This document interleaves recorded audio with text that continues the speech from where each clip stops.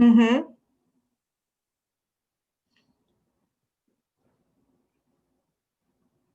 I don't see anyone trying to get into the meeting right now. Do you have her cell phone? Can you get a hold of her maybe a little faster, Julia, to see if she's received it?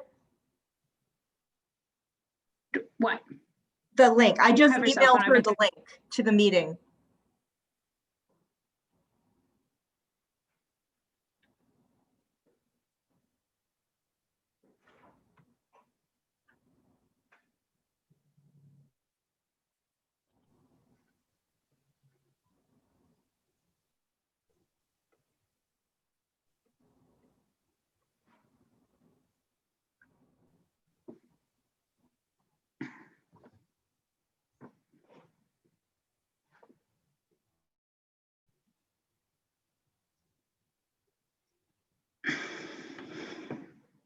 Okay, well, if it's going to be a moment, I suppose we could entertain a motion to amend the agenda to go on to item 2, or is she hopping in here? It says the host, sorry, I'm sorry, Seth. She just said the host has to let her in now, so that's good news. That's a good sign. That's progress. That is. Where, I'm looking to see where that might be. I don't see that anyone's waiting to get in right now. Melissa, Yes? why don't you go ahead and make me the co-host so then I can maybe help with that. Okay. So you hover over the 3 dots on my picture and click on the, there we go. Okay. And Tierney Bosky? No, Boxy. It looks like she's connecting with audio. Yeah, here she is. She just said, though, she needs the call-in stuff because she had to switch to her desktop, which doesn't have a camera or audio. What kind of desktop is that? So I can send it to her in the chat. Melissa, you go ahead. I'll send her the call-in information in the chat. Just give me a second. Okay, so where are we at right now then? I would move on to the next item if I were you. Amend the agenda. I think Seth is going to entertain a motion to amend the agenda. To amend the agenda. There's a motion to amend the agenda to go to item 2 in regular business. Is there a second? Second. Yeah, Mark with the 2 fingers there. All those in favor, say aye. Aye. All those opposed, thumbs down. All right, we'll move on to, that passes item 2. All right, we've got a discussion of comments that we talked about, I think, last week for proposed code amendments on the noxious weeds thing. So I will let Melissa take that away. Okay. I am going to share my screen. Did everyone have a chance to look at the summary of comments that was received regarding section 8.11? Hopefully, yes. Let me know when you can see my screen. That's right, Judy. It's a working night here in the U.S. Capitol. Actually, you can see behind me one of the leaders of the Republican Senate, or the Republican leader in the Senate, John Barrasso, with some National Guard troops. But Judy, in just the last hour, Celestine? Yes. It's saying that I made you the co-host, but now it's saying that I'm not able to share my screen. Because you made me the host. Okay, so let me make you the co-host. There you go. All right. Go ahead. Okay.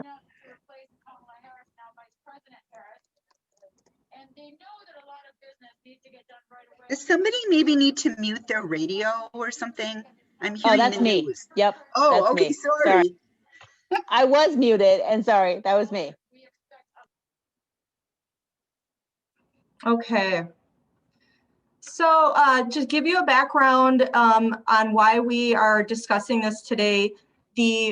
As part of the Green Infrastructure Code audit that that's in progress right now.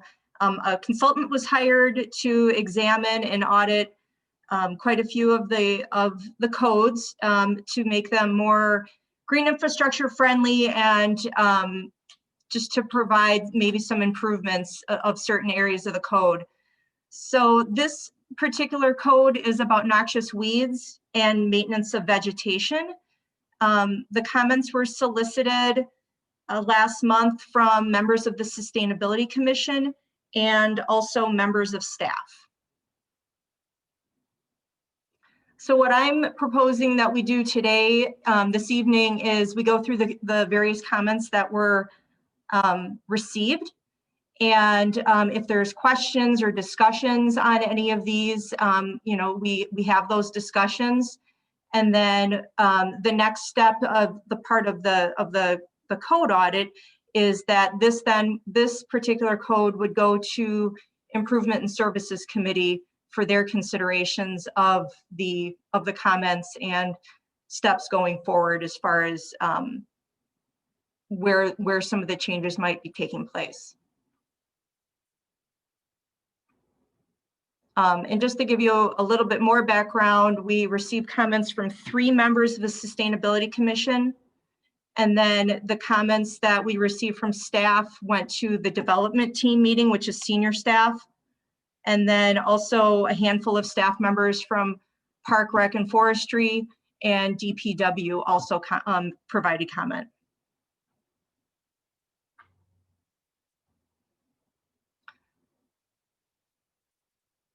One of the comments, I can just go through this as is unless there's specific areas that we want to discuss right off the bat.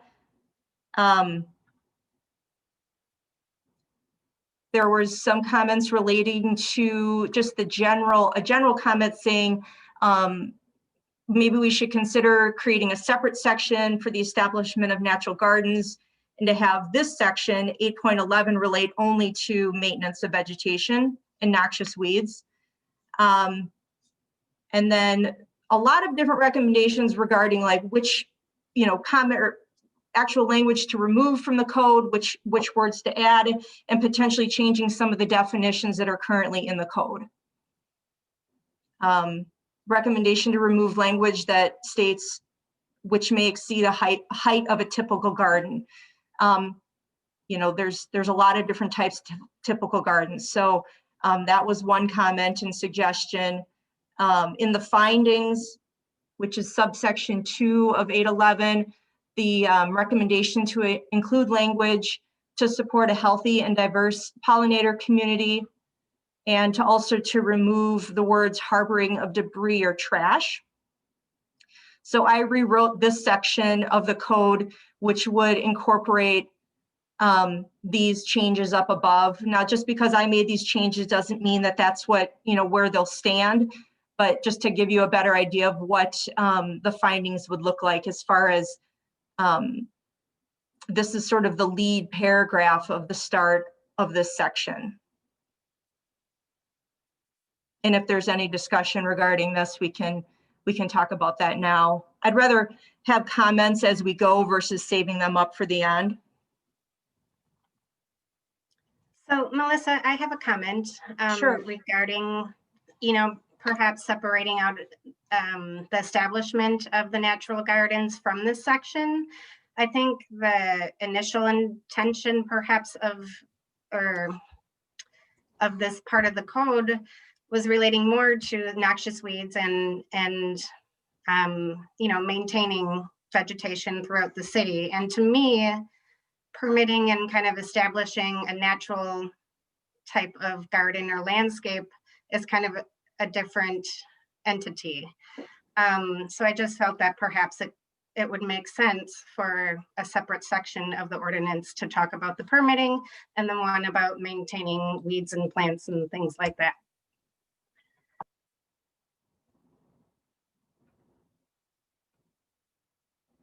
Okay.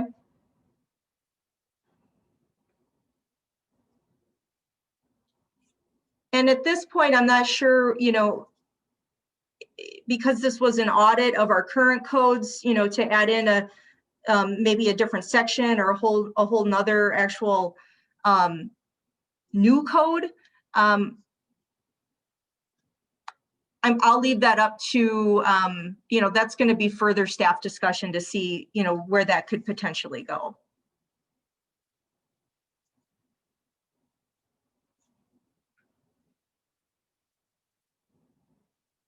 And this comment or the addition right here to support a healthy pollinator community, did anyone have any further comments on that? In general, I think it's a nice addition to this. Definition of destroy. The recommendation was to replace the word weed with the term vegetation. And then also to further define the term weed in the list of definitions, since it's used in several areas of the code.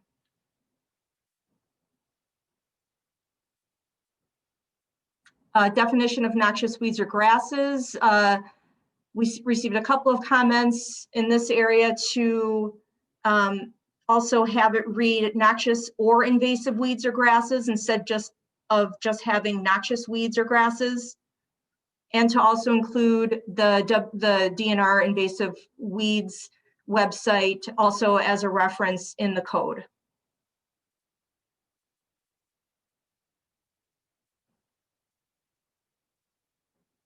Another definition where there were suggestions was the definition of unmanaged vegetation growth. The recommendation was to include the word turf grass. So this would also, right now it reads any grass, hay, weeds, brush, or other vegetation. So to also include the word, the term or the words turf grass in that as well.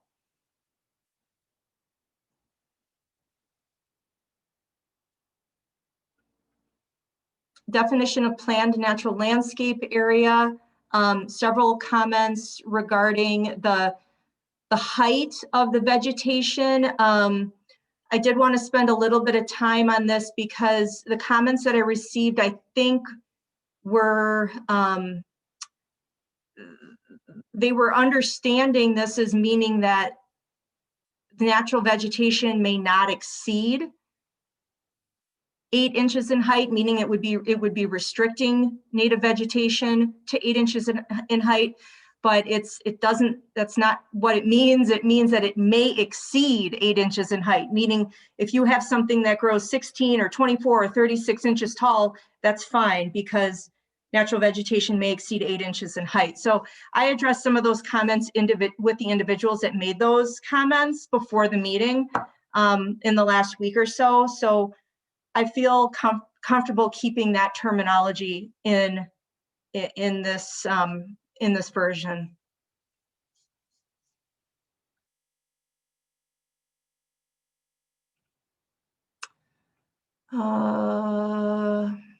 Hey, Melissa? Yes. I guess I just wanted to comment too, again, on the unmanaged growth section, backing up a little bit. Up here. Okay. I guess to me, it's just a little unclear, when you say, or when it states, unmanaged vegetation growth means unmaintained area in which any grass, the turf grass, hay, weeds, brush, or other vegetation has grown to a height of over 8 inches. Well, I guess I'm still not sure what that means because, any ornamental grass grows over 8 inches. Unmanaged means you're not really managing it. It's growing. Same with, other vegetation. I guess to me, if you're not cutting it back, it's unmanaged. And so I think that's still just a little confusing the way it reads.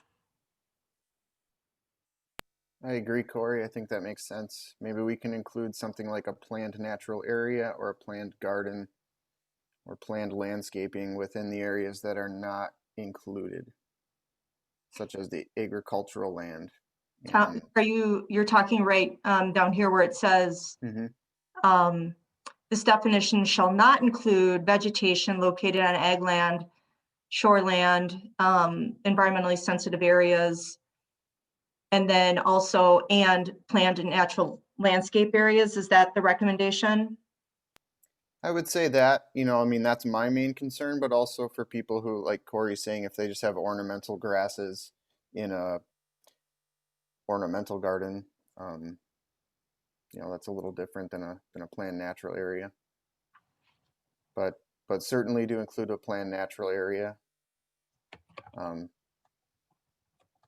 could say planned natural areas or gardens, perhaps, or perennial, you know, it's kind of a perennial garden that would end up looking like that. So Ned, looking back at the previous version of this that we had seen, there was a statement that excluded, did not include planned natural landscaping that is wholly contained within the parcel on which it is planted and maintained. And that was struck from the version we're looking at now.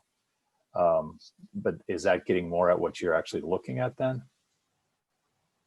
John, I'm not sure if that was you talking or not, because I don't This is have like Mark. everyone's, oh, it's Mark. Mark, Yeah. I did, yes, that was struck. I'm not entirely sure why that was struck initially, you know, through the first, the initial round of audit that was done. I think it would clear it up a little bit to keep that in. And, you know, all of the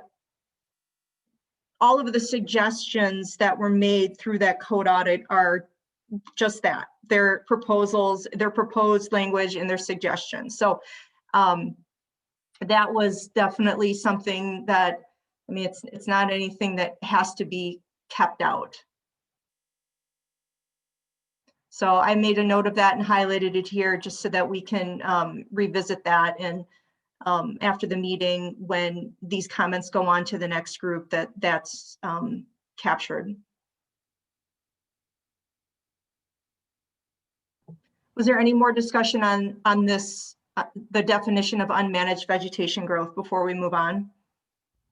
Yes, it's still, I guess, a little confusing to me, or I think should be better defined when it says, you know, other vegetation which has grown to a height of over 8 inches needs to be cut, mowed, or other maintenance.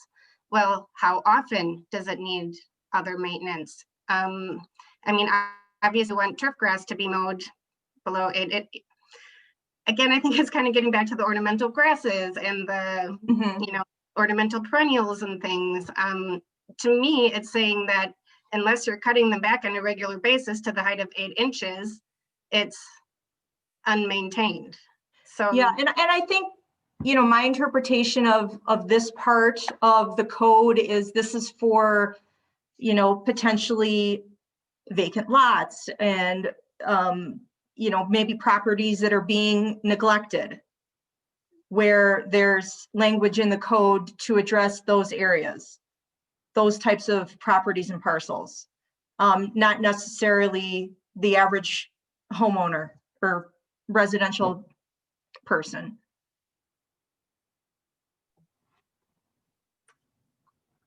I guess I think then maybe defining like actually what you're looking for. If it's weeds and turf grass, I mean, if it's nice vegetation, why would it need to be cut back? You know what I mean? So perhaps we just eliminate some of the other language in there, such as other vegetation or something along those lines.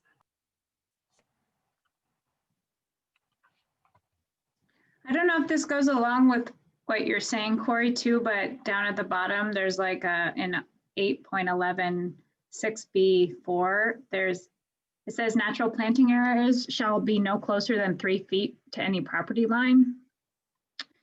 And I'm just imagining like a residential yard, and then you like I mean, it would be weird, kind of odd to have like a mowed strip of grass along, if you did like your yard in a native managed area. That would look really weird. So I don't know.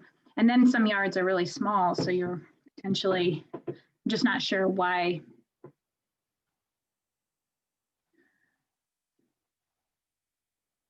Julie, I guess my one thought about perhaps why that might make sense is for snow removal. If you have vegetation that's tall and it's flapping over onto the sidewalk, that could potentially, you know, create an unsafe condition or something. But there's so many, I mean, there's so many properties that don't have like a sidewalk. Or like it's just along a driveway. That's what I'm imagining too. You know, it's their property. Like you should kind of can do what you want on your property up to your property.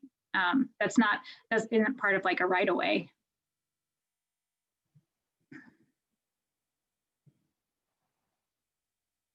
Maybe, I don't know. Maybe I'm wrong. I have no idea. It's not really, it just Julie, seems. are you down here in this section now under 8.11 6A?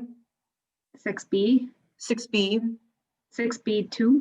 Oh, could we take up 6A before we get to 6? Yeah, I would I'm rather, sorry, and I'm sorry, I didn't mean to, I keep, didn't mean to jump around. I was just, I think like based on Corey's comments, it's kind of, I don't know, it's all kind of blending together into like how to be, you're like creating this like natural area into the weeded stuff too. So I guess that's where I was coming from. So I don't mean to jump around to skip stuff. But was it was there just any another thing that discussion was, here on 8.11 3F?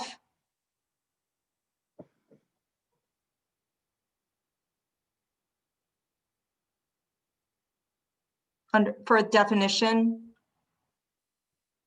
It was a similar, the comments were similar as far as the 8-inch height. So I think we cleared that up.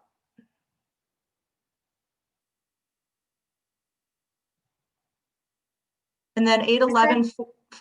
I'm just curious why that 8-inch needs to even be in there then. You know what I mean? If it can be any height, then why even put that in there? I'm not sure why, you know, maybe there was a past reason for defining that. I don't know. I think that was part of the original, that may have been a part of the original. I can pull up the other document to see. Yeah, I think we were differentiating that from the lawn height required. Like that's why that 8 inches was specifically noted in there. And yeah, I mean, at this point, I don't know that it needs to be either. But that was the intent at the beginning. Okay. All right. Just gonna put that aside. Okay. Ned, did you have comments on this section, the 8.11 4A? Unmanaged vegetation growth prohibited. I didn't know if that was the one that you said that you wanted to talk about next. 6A was probably the big one for me. So unmanaged vegetation growth prohibited. The way the code amendment reads is a person owning, occupying, or controlling any lot in residential use or any lot property or any lot or property adjacent to adjoining a lot in residential use shall mow, cut, or otherwise control and remove any unmanaged vegetation growth on the land. So the question that was raised in earlier through the comment period was asking if this only applies in residential areas. And the answer is this part of the ordinance mainly applies to residential areas, but it would also apply to non-residential land if it adjoined or was adjacent to a residential use lot.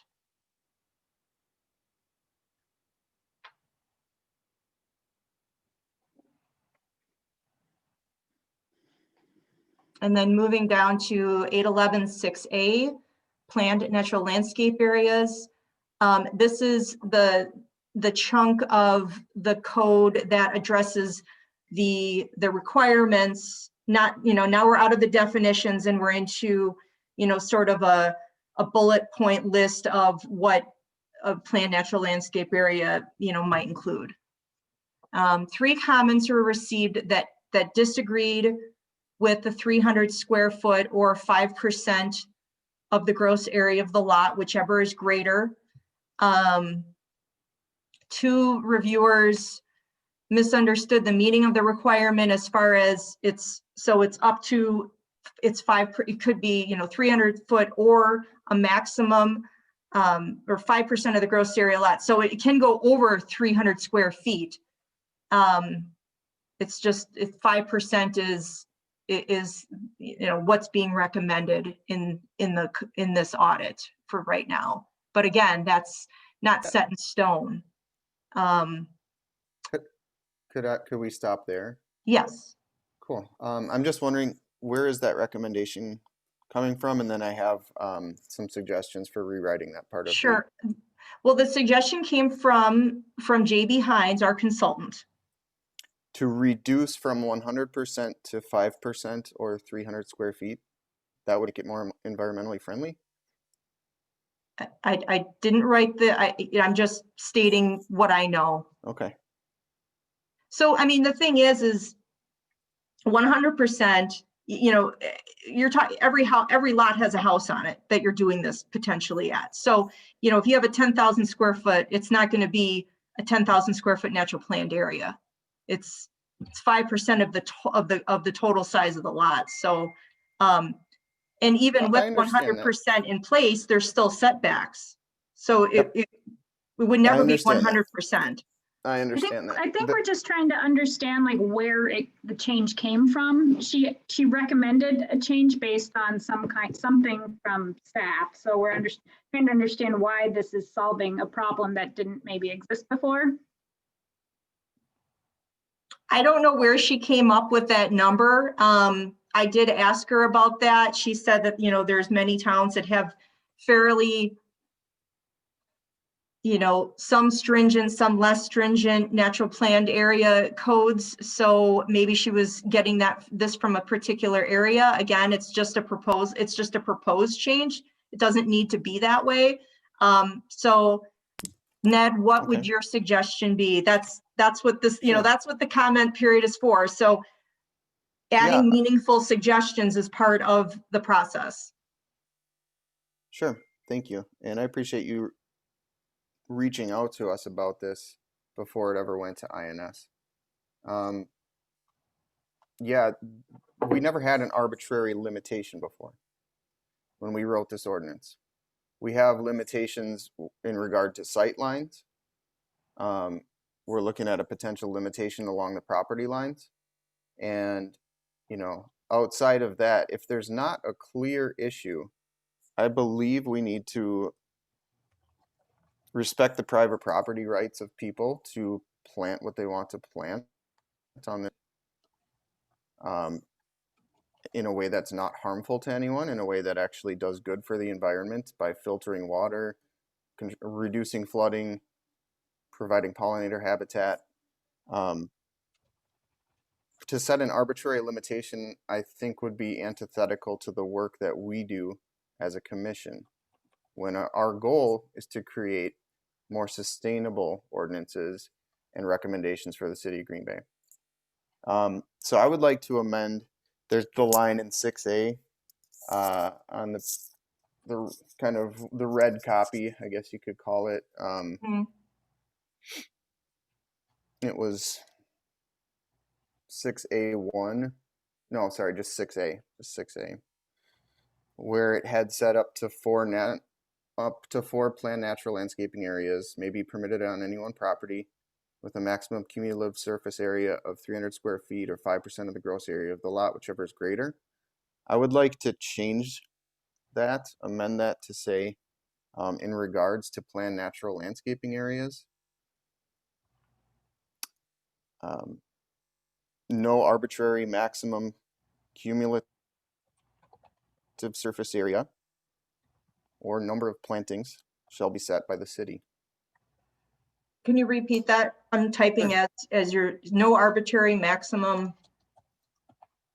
Cumulative surface area or number of planted areas shall be set by the city.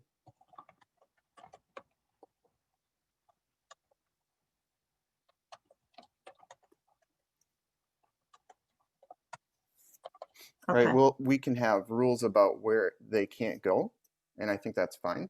But I don't think we should pull just a random percentage out of the air. And I think, you know, with the definition of the planned natural landscape area that we looked at before, that includes trees, that includes shrubs, that includes grasses, flowers. A lot of us live in wooded areas in town, so technically those would fall under that definition. There's a lot of us who have spent considerable time and money putting in native plants on our properties. And our ordinance was, I think, very solid without having an arbitrary limit.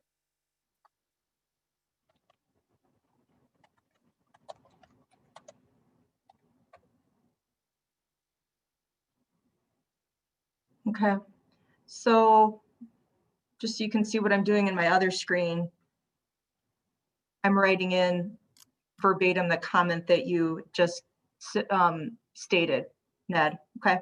Thank you. All right, so there's a motion to amend, as Ned had said, and it's, I believe, written on the screen. Is there a second? I'll second it. Seconded by Corey. Is there any further discussion before we go to a vote on this, or questions or clarification? Yeah, this is Mark. I just had a question for Ned. You know, in terms of that, the red line copy, there is, you know, there was a phrase in there, that phrase that you read, up to 4 planned natural areas may be permitted on any one property. Would you also support just striking that phrase from the document? I mean, it does me that it's there, and it's kind of defining it. It's kind of stating exactly what you're getting at as well. I mean, just as Yeah, it doesn't make sense. Yeah, I think, you know, striking that entire thing or using what I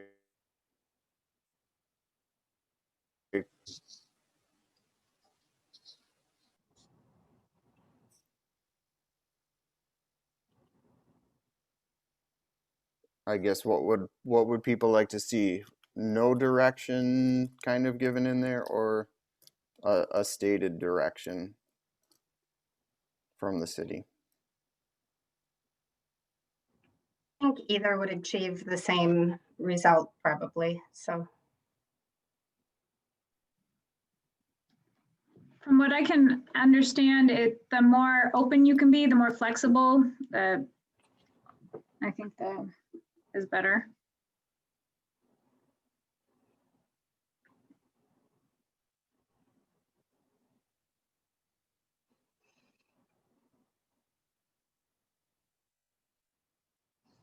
Okay, is there any more discussion on this part of it, of the comments?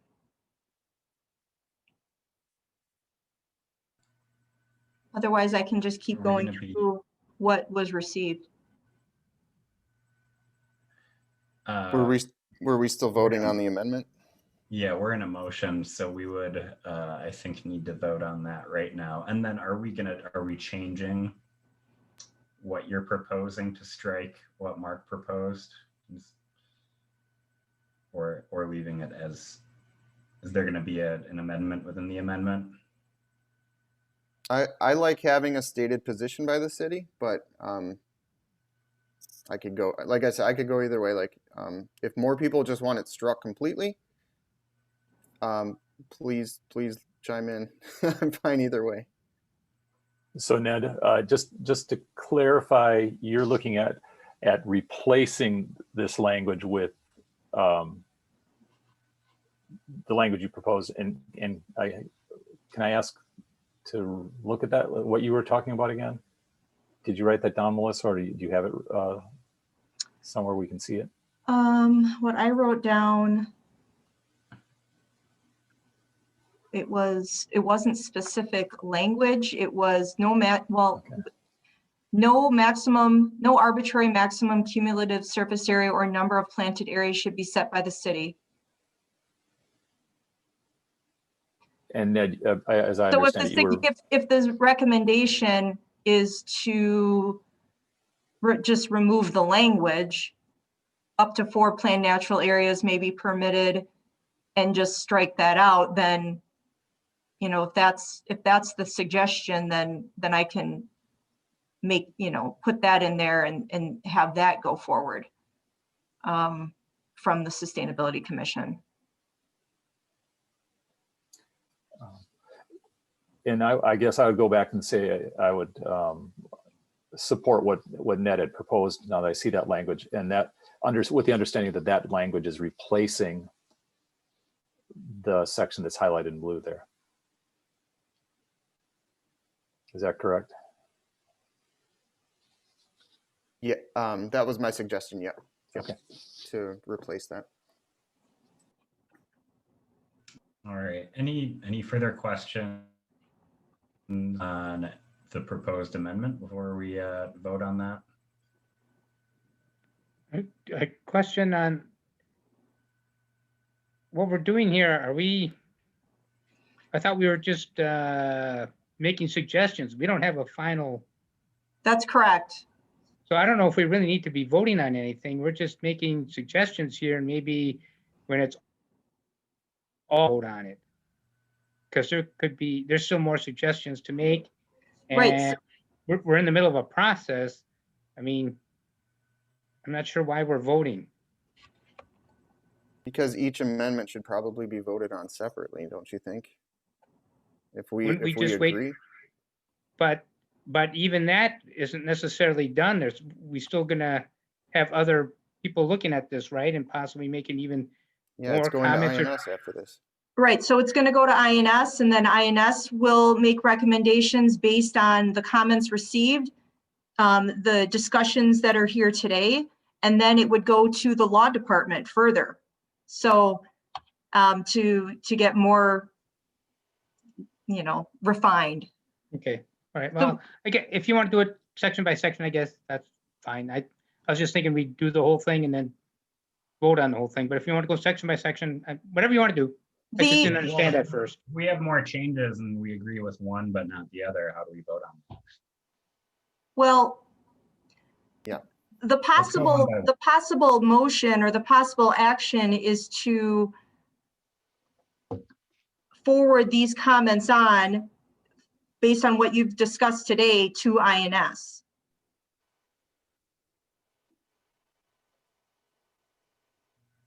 All right. Well, I think we should call the question then and vote on this and keep moving on then. All those in favor of Ned's amendment, say aye. Aye. Aye. All those opposed? All right, that passes. We'll go back to you, Melissa, to continue through the document. Okay. All right. There was one comment that opposed required registration. Another comment asked about the role of the weed commissioner and his or her level of landscaping plan approval. The weed commissioner's role is involved in enforcement of the code, not plan approval, to answer that question. That was a question that came from a sustainability member.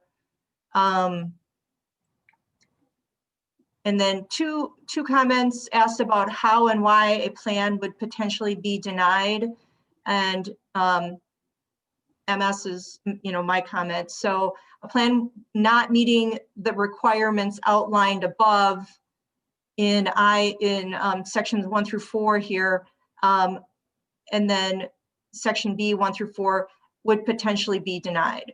So my interpretation is, if registration is required and a plan is submitted, the city you know, it creates a couple of different things. One, it creates a dialogue between the person or persons submitting the plans with city staff to review the plan and to work with the applicants on understanding the plan requirements.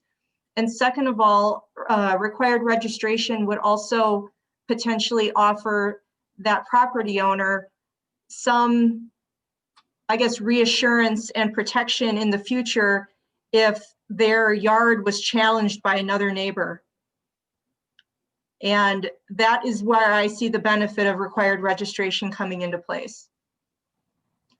Now, does that mean that the city is then going out and searching for natural landscaped yards that haven't been registered with the city? My personal opinion, no, that's not what the intent is. The intent is to help the people that really want to put in a planned natural landscape, to have a mechanism for, I guess getting on the books with the city, because we know that the city's had issues in the past with neighbors complaining against neighbors that have done this. So that's my 2 cents on that. Melissa, I do think too, an added benefit could be that it would be a nice way to track it, as far as seeing how many of those areas we have throughout the city. It could be nice for grant writing and things like that. So.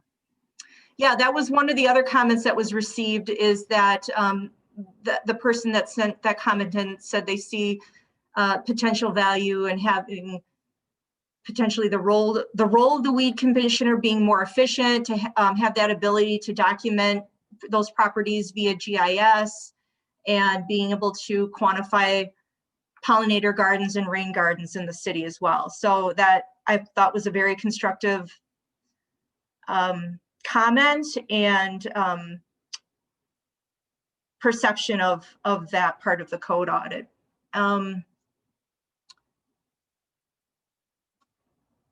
The planned and natural landscaped areas, moving on to 6B2. The comment came, there was a comment regarding fence height.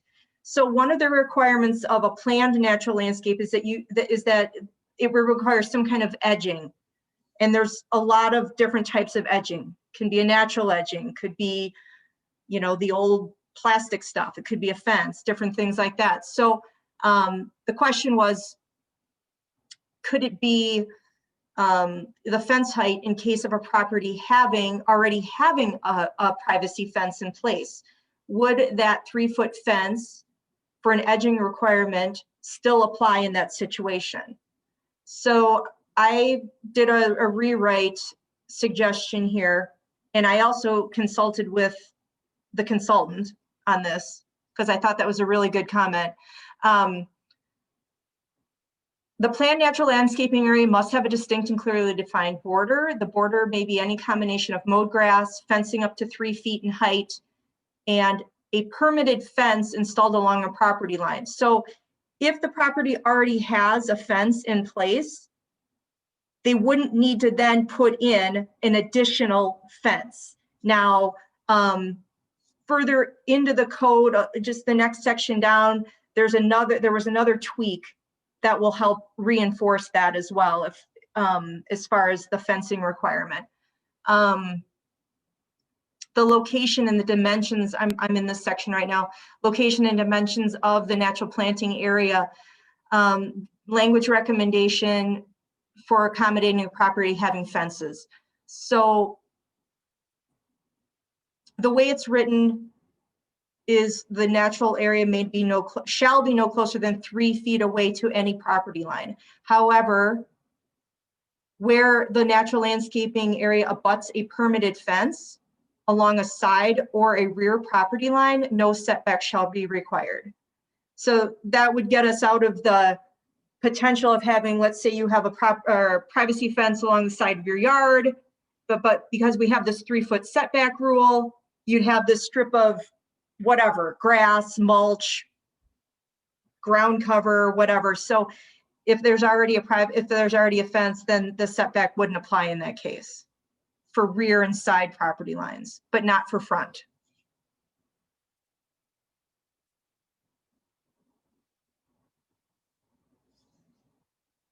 Are there any? I do know. Ned, look like you're thinking really hard on this. So you know I am, Melissa. I know of several yards in the city where there are natural areas along the property line in the front yards, including some where neighbors share garden space together. So I do have some concerns regarding this. There are front yards that abut a driveway where there's not much room So there might be natural plantings there. There Mhm. might be plantings that, like I said, cross. Actually, my mother is in the call, and on her street, there's a yard like that, where two neighbors have apparently agreed to do a big native planting, Mhm. crossing property lines in Okay. their front yards. So I guess if there's not an issue between neighbors in the front yard, if it's something the neighbors are fine with and have agreed to, can we find a way to make an allowance for that? Couldn't they get a planned permit? Isn't that what we were talking about before with, With the required registration, Randy? yeah. But wouldn't they go through this and then they would say you can't do that Yeah, in your 'cause permit? the permit would say, "Oh, you have it in the front yard." No, you don't get a permit. Yeah. This is kind of what I was trying to say earlier. There's a lot of yards that, like, you could imagine a planting just right up the edge is, or border is like the cement. Mm-hmm. Well, I did ask a staff person about the situation where if a garden went all the way up to the sidewalk, and because the sidewalk is city property, they shouldn't plant all the way up to the sidewalk, because if the city needs to get in there to do any maintenance or anything, there's going to be overage. And I don't know exactly what that, how many inches that is or how many feet that is, but that's part of the reason why, not to go all the way up to the front property line, whether it's the sidewalk or the curb. Can you clarify, is that like with anything like a bush or any type of plant? I think so. Okay, so then, but then there's a lot of yards that don't have fences that are like what Ed was just describing, so. Yeah. So then they still have to do some other type of edging requirement then. Mm-hmm. Mm-hmm. Again, we've got trees in our definition, and sometimes there are trees within that 3 feet of a lot line, or crossing over the lot, obviously, with how they grow. Mm-hmm. And that can happen in the front yard or the backyard, with a fence, without a fence. I really think there should be a way to make allowances for this if there are no issues between the neighbors. I don't think we need to create a new issue between neighbors. Mm-hmm. And having gone through a sidewalk replacement this summer, I know this is anecdotal, but I do have a small native garden right up to the sidewalk in front. It is a risk as a property owner I'm willing to take. I didn't really lose anything, so but knowing that if I crossed the sidewalk and put in plants between the sidewalk and the street, A, that's not allowed, and B, if they did need to get in there and do work, I would lose everything and have to pay to replace it. So I think there are so many plants that go up to sidewalks in the city right now. It would be hard at this point to say you're not allowed to do that. Just taking a walk up and down my street, shrubs, gardens, all kinds of stuff go up to the sidewalks or go next to driveways or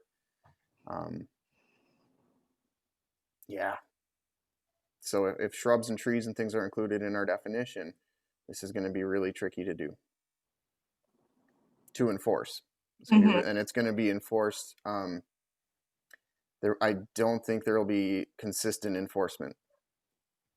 So I'm not sure it's a good rule to put in place.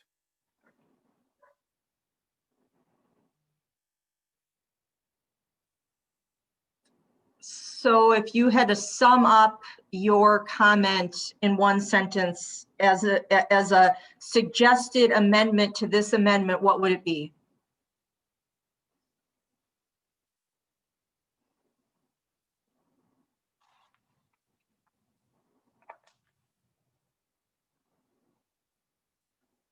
Are you asking me? I sure am. Okay. Oh boy. I would strike it. I don't see how any of this is enforceable. Let me just go back to the actual markup. I think it's good neighborly practice. I mean, you don't want your plants growing into your neighbor's yard, but I just don't see how any of this is enforceable with how we've defined natural landscapes.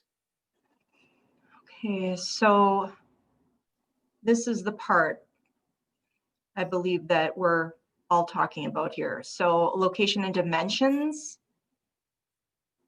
And I think the sightline stuff absolutely should Yeah. stay. Yeah, like the safety, absolutely. And if there are rights of way, absolutely. Terraces for sure. You shouldn't block traffic sightlines. But as far as like the property line stuff, I guess that would be the part that I don't think is enforceable, and the part that we haven't had, as far as I know, a problem. So I don't know why we need to fix a problem that we haven't had.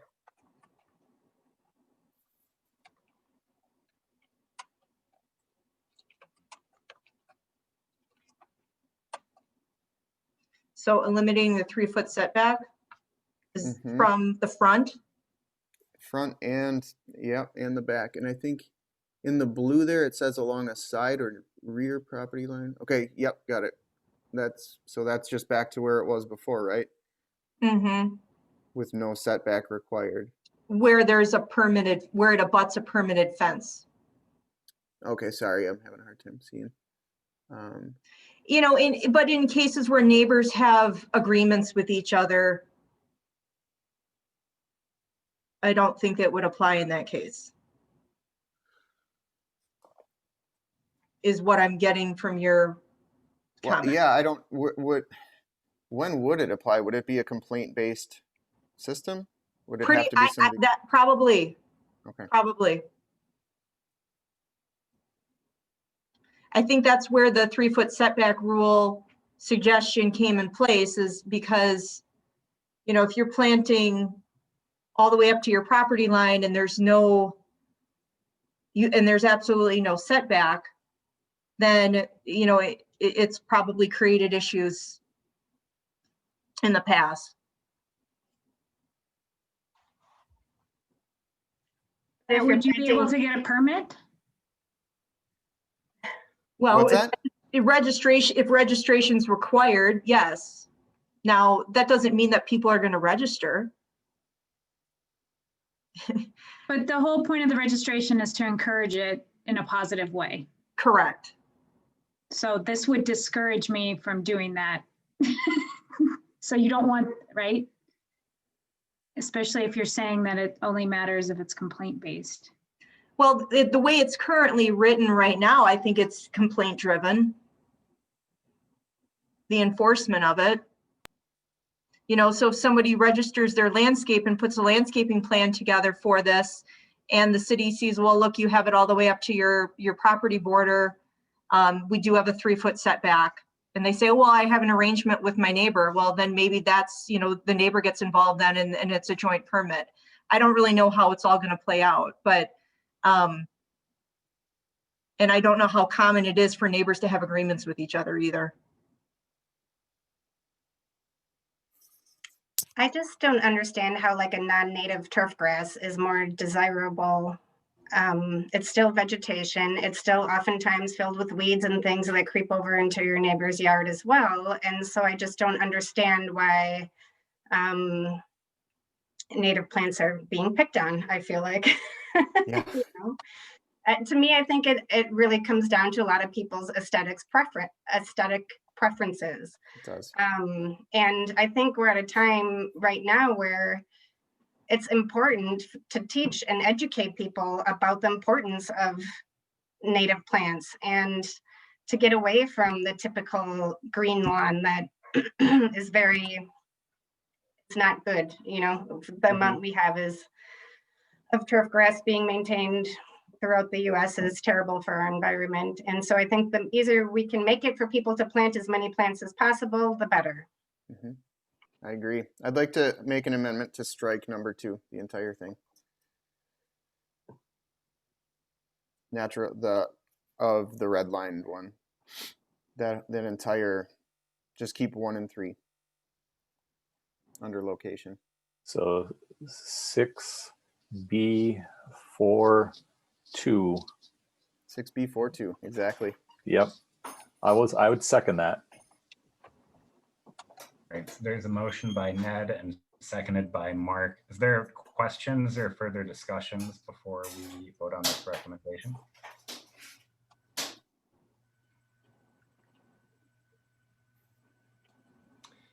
Hearing none, all those in favor, please say aye.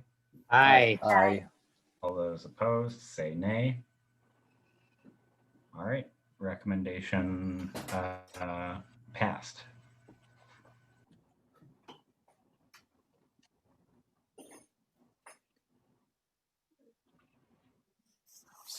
All right, moving Come on. down. I'll keep an eye on him. I think we covered all of this. And then, Well, did we? Sorry. I'm sorry.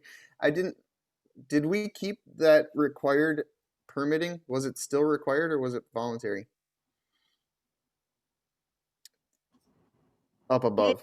it wasn't, there was not a lot of discussion on it. I mean, I kind of said my piece and a few others, but And does it still say registration required? in the proposed language, it does, yes. Mhm. Okay. Sorry, can I make a motion on that one?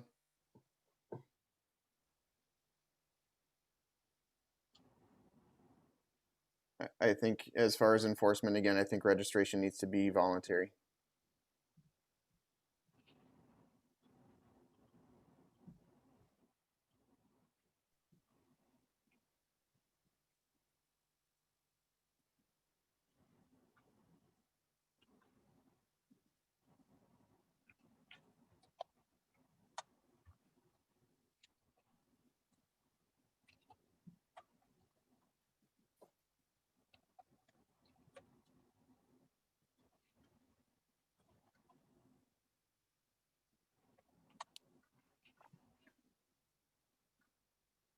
All right, Would would you there, state can be voluntary then instead of needs to be?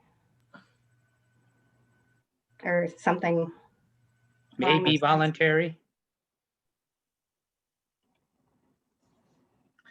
Sure.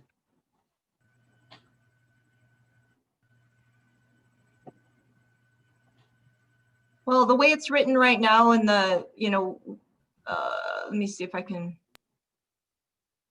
see the full markup, but I think it's written as, I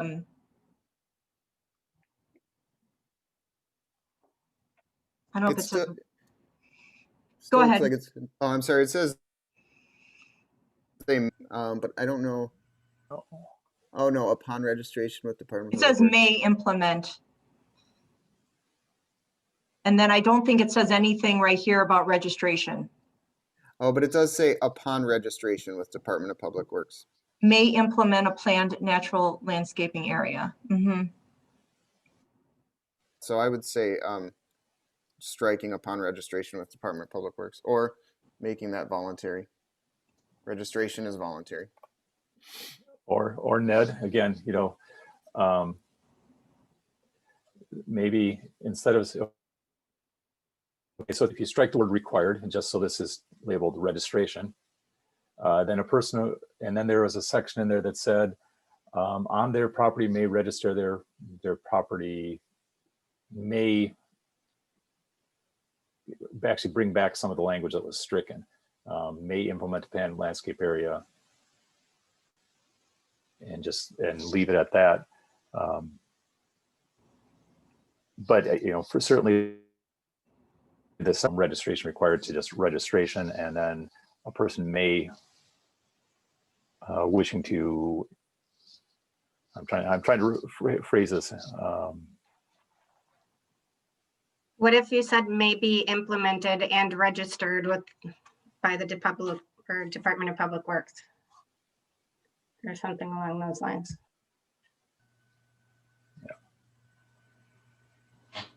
Sorry to cut you off, Mark. No, that's okay. I'm trying to think at the same time, like we all are, just in terms of that whole Sure. paragraph. We've already rewritten Yeah, part of and it. you know what, I'm gonna ask that what we're doing right now, we Yeah. do this offline, because the comment, I asked for comments for the last several weeks. So I like the discussion that we're having, but I don't think we're in the position to rewrite every sentence right now.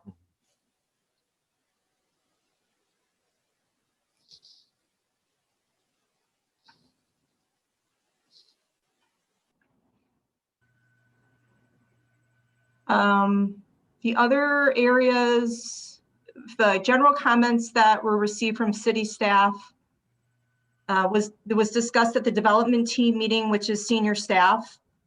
And it was also sent to 2 different departments. It was sent to the Parks, Park, Rec, and Forestry for staff review, and to Public Works as well. And conversations were also held with some individual staff members from those departments. And I just want to qualify these by saying that these are comments from individual staff. It's not necessarily a consensus of all that participated, or a consensus of the various departments that did provide feedback.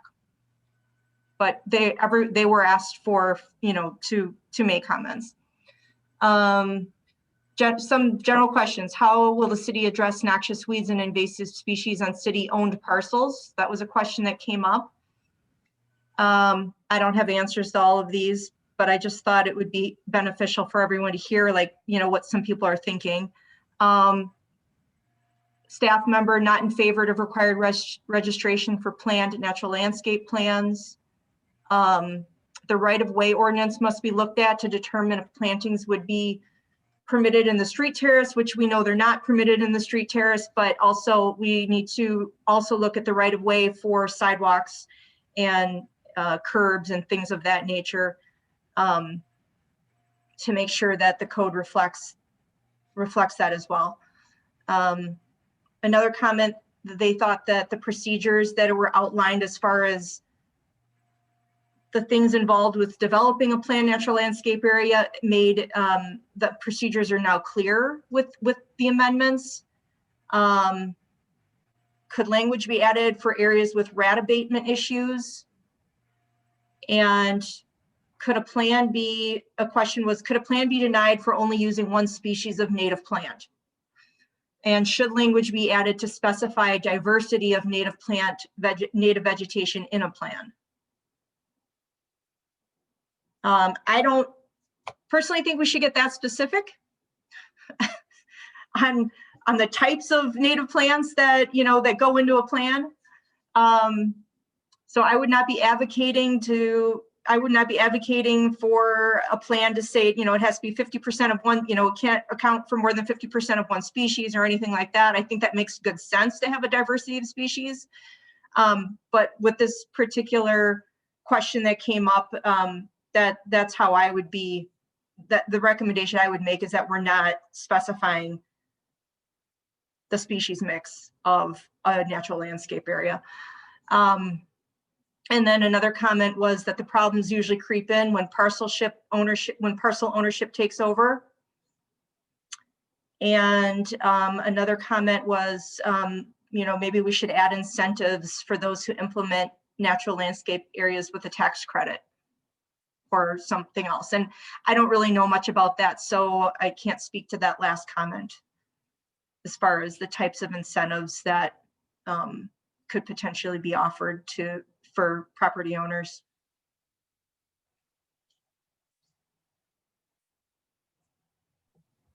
Melissa, I'm kind of confused by what number 7 is trying to get across. Can you explain that a little more? I think that one, that came out of development team, and it was, usually when there's, I think what they meant was, let's say you've got a person has natural landscape front yard or backyard or wherever. And now a new property owner moves in next door or, adjacent to the property in some form or fashion, or maybe not, maybe they're a few doors down. That's sometimes when the problems creep in, because maybe they don't know the neighborhood, maybe they don't know the neighbors, maybe they're not familiar with what a planned natural landscape area is and they're new or something like that. But I think that's what that comment was, where that's where it was coming from.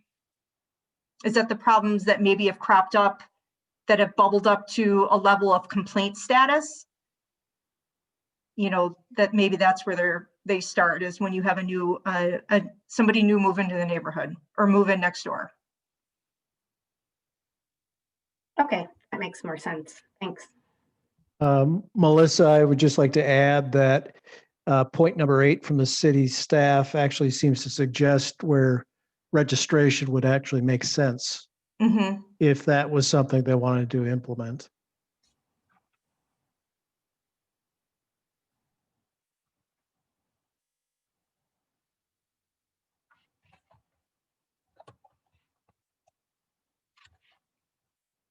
If I could just spell tonight.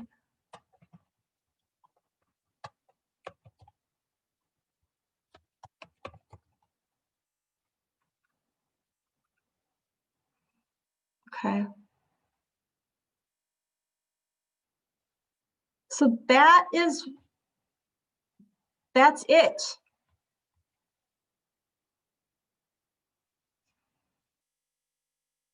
And I want to remind everybody that this ordinance actually got an A-, so it wasn't, this wasn't the most marked up of the ordinances that, you know, that were looked at. So that's good.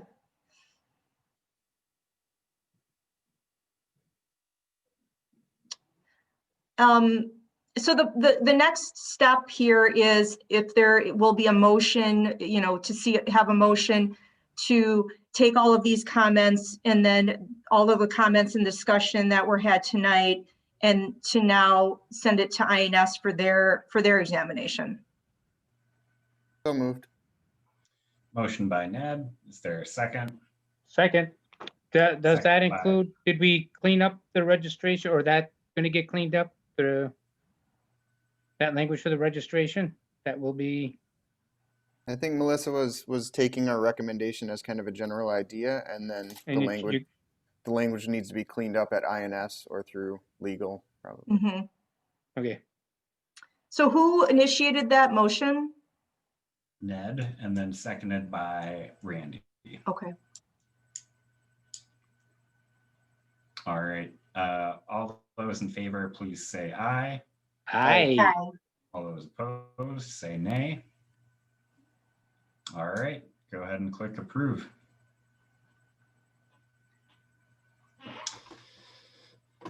All righty then. Then moving on to, I guess back to item 1 of regular business. If everybody is here, we will have the presentation on the urban tree canopy goal. So Tierney, I believe that's all you. Thanks for joining us.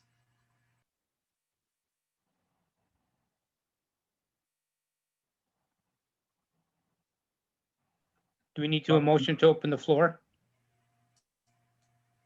Yeah, Motion to open the floor. by Randy. Is there a second? Second. Second by John. All those in favor say aye. Aye. Aye. Opposed? Floor open. All right, Tierney, welcome. Thank you. Yeah, sorry for the tech problems earlier. I'm actually live from my cell phone in my office. So we're going to see how screen sharing works. I downloaded the Zoom app and the PowerPoint app. Julie, did you have anything to kick us off, or did you want me to just kind of introduce myself and jump right in? Yeah, that's fine. And I have your present doesn't work. So, Okay, so I'm going to go ahead and try to share my screen. Let's see. Melissa, are you the host? I am. Okay, perfect. Thank you. I just saw that. Just made you the co-host. Okay, excellent.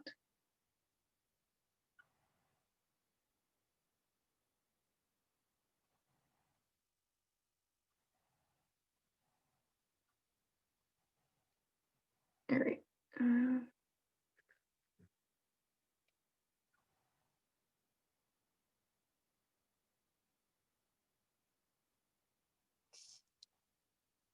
All right, are we sharing?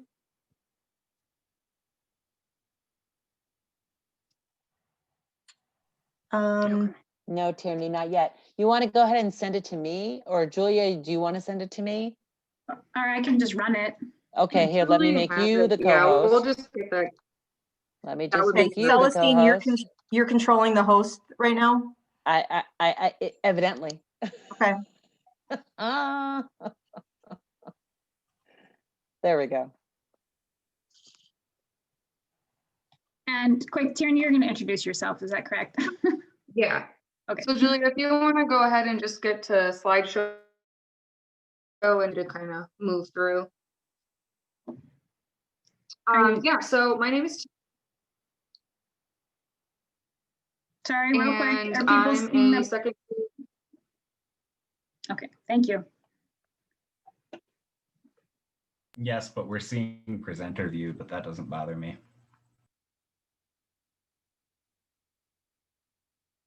There we go. That's good. Okay, great. Yeah.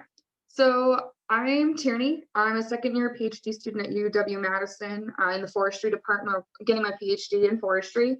And I was brought on to work with the Coastal Resilience team as part of the Wisconsin Sea Grant Institute at UW-Madison to help out with this initiative and potential to be working on an urban tree canopy goal for the city of Green Bay. And so this has been kind of a collaborative effort among myself, Kayla Wansnyder, who's listed here, who's a project assistant who works mostly on green infrastructure projects, as well as Julia. And so if you want to move ahead to the next slide, I figured I would just give a quick rundown and sort of get our definitions out there. So what is an urban tree canopy? So urban tree canopy, or UTC, provide tree coverage of the ground when viewed from above. So, in terms of Green Bay, this is our canopy cover within municipality boundaries, which encompasses both public and private spaces, as well as the trees in city-owned street trees that are managed by the forestry division. Next slide. And so why do we care about this? I'm sure many of you here are familiar that urban trees have a lot of benefits, or as we call them, ecosystem services, so benefits to us as people. And these span environmental, economic, and social benefits that include everything from stormwater management, carbon sequestration, urban heat island mitigation, pollution reduction, as well as these kind of alternative benefits that are a little bit harder to capture, like noise reduction or public safety. There's a bunch of human health and well-being benefits that are listed here in this imagery, as well as opportunities for environmental education and awareness and jobs. Next slide. And so when we think about these urban forest benefits, oftentimes, and especially in the context of the urban forest and urban tree canopy cover, questions are asked are sort of how much? What do we have? What does this urban forest look like? And how do we quantify the value of all of these benefits? And so that's where iTree comes in. And so iTree is based on peer-reviewed research by the USDA Forest Service and collaborators. And it's used to develop models that are constantly refined and updated that essentially work in the background of input data to generate benefit and economic valuation outputs of the urban forest. And while iTree certainly has its limitations, it is considered the best available and is the most widely used tool for quantifying urban forest. And so iTree, I think, was established around 2006, and it's a collaboration again between the USDA Forest Service, the Davey Tree Expert Company, Arbor Day Foundation, and a few other collaborators. And so they have, again, a suite of different applications or iTree tools. Julie, if you could go to the next slide. One of which is iTree Canopy. And so Kayla used iTree Canopy to try to get at what is Green Bay's current tree canopy cover. And so the way that iTree Canopy works, next slide, please, is that you input your geographical boundary of interest. And so what we're seeing here is an example from iTree, from their website, based in Washington, DC. But essentially, next slide, Kayla brought in a shapefile of the city of Green Bay that was downloaded from the Brown County GIS database. And so that places this GIS shapefile, this overlay, onto Google aerial imagery. Next slide. iTree Canopy then randomly selects locations. And so they recommend at least 500 locations within your area of interest or your study area. And the next slide. You as the user then takes these randomly assigned data points and you assign it a cover class. And so you can see the list of cover class options that iTree has there. And so obviously the more data points, the better. And then iTree operates internally to essentially extrapolate your sample and provide, yes, exactly, results based on statistical estimations of what your total percent land cover is for those different cover classes throughout your entire study area. And so the thing to note here is that trees and shrubs account for just under 25% according to the iTree results of land covered throughout the city. The other big one you're seeing in the dark green all the way to the left in that graph is grass herbaceous, and then followed by kind of mixed impervious surfaces. And next slide. And so we also talk about these benefits, and iTree really their goal is to get at this kind of quantifying the benefits and the valuation. And so there's a bunch of data thrown up here, but these are more results that iTree generates using the canopy cover estimations. And basically our takeaway here is that this 25% or so canopy cover is estimated to be removing over 275 tons of air pollutants, sequestering and storing almost 95,000 tons of carbon, and potentially managing over 5 million gallons of water. And we can see the economic value of those in terms of for carbon, the social cost of carbon, and air pollution is a combination of health benefits and some other externality values.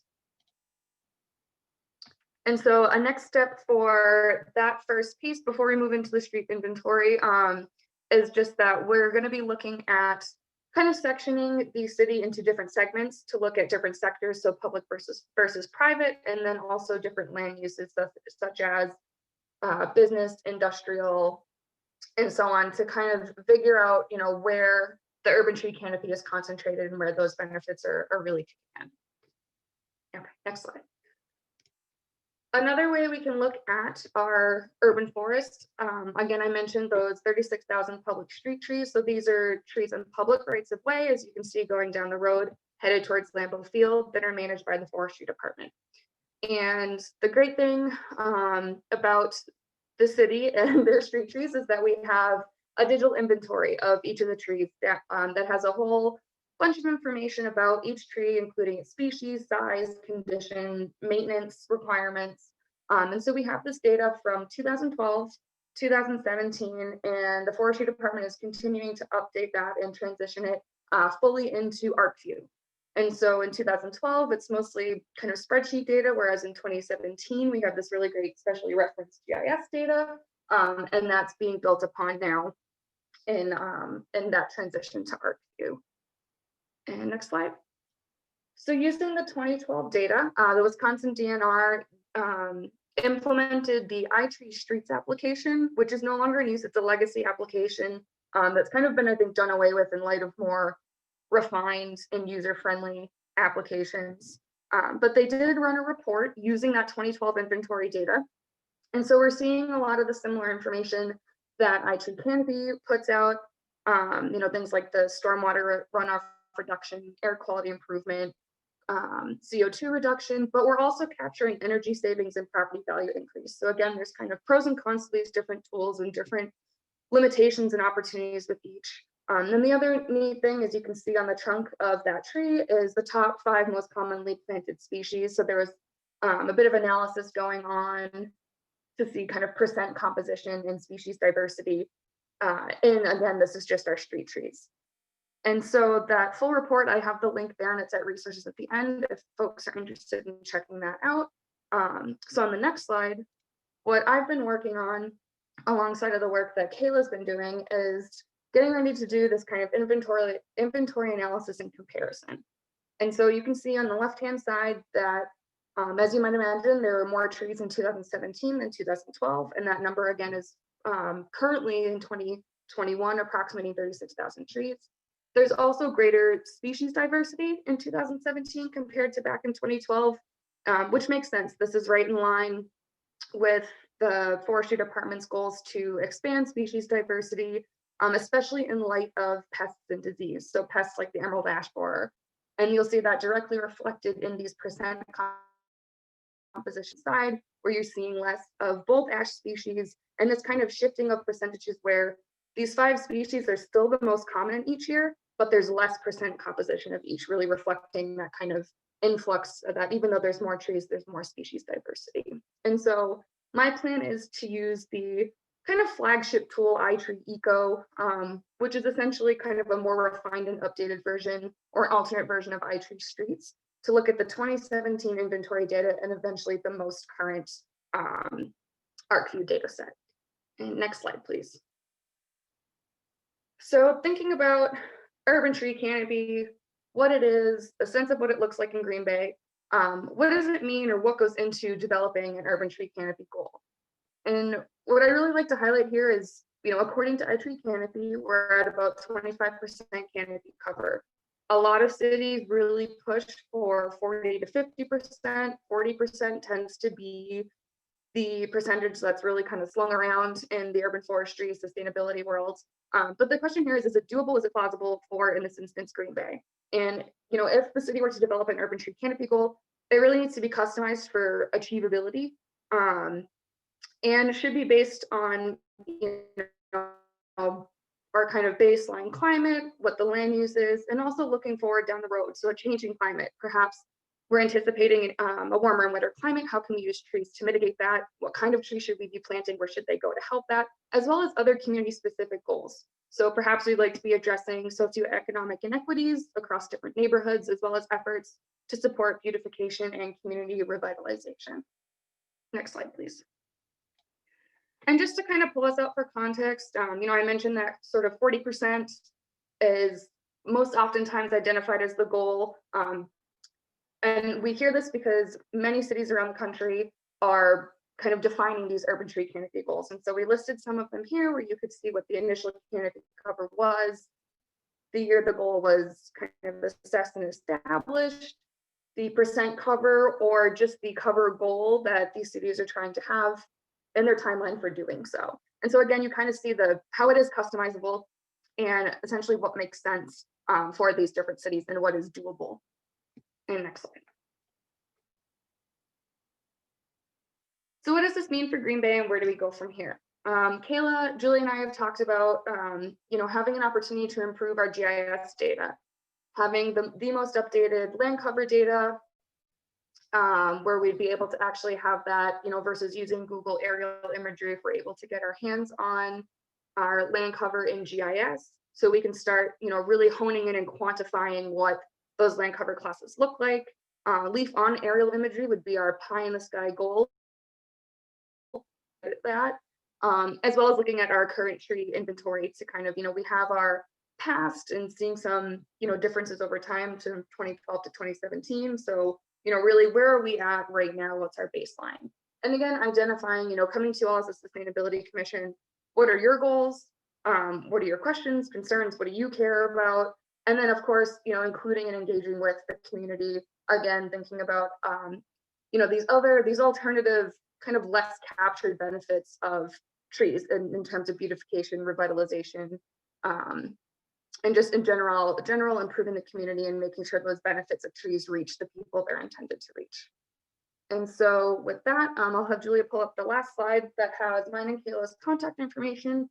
I know I kind of really breezed through this, but we wanted to kind of give the background, tell you what we're working on, and then really just open it up to see if folks have opinions about, what direction Kayla, Julia, and I and our team should be looking so that we can kind of figure out, how to best help move this forward if this is something folks are interested in. And again, there's a list of resources there if folks are interested. And I think, are we opening the floor for questions? Because I'd be more than happy to take those now.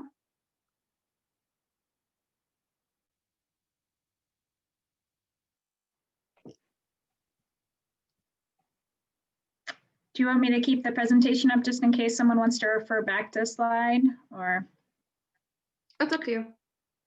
Or anybody? Okay.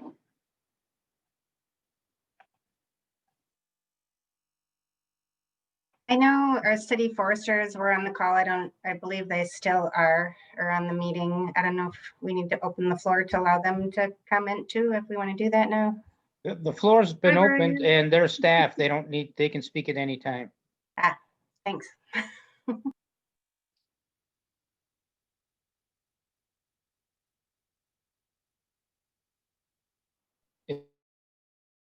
If they'd like to.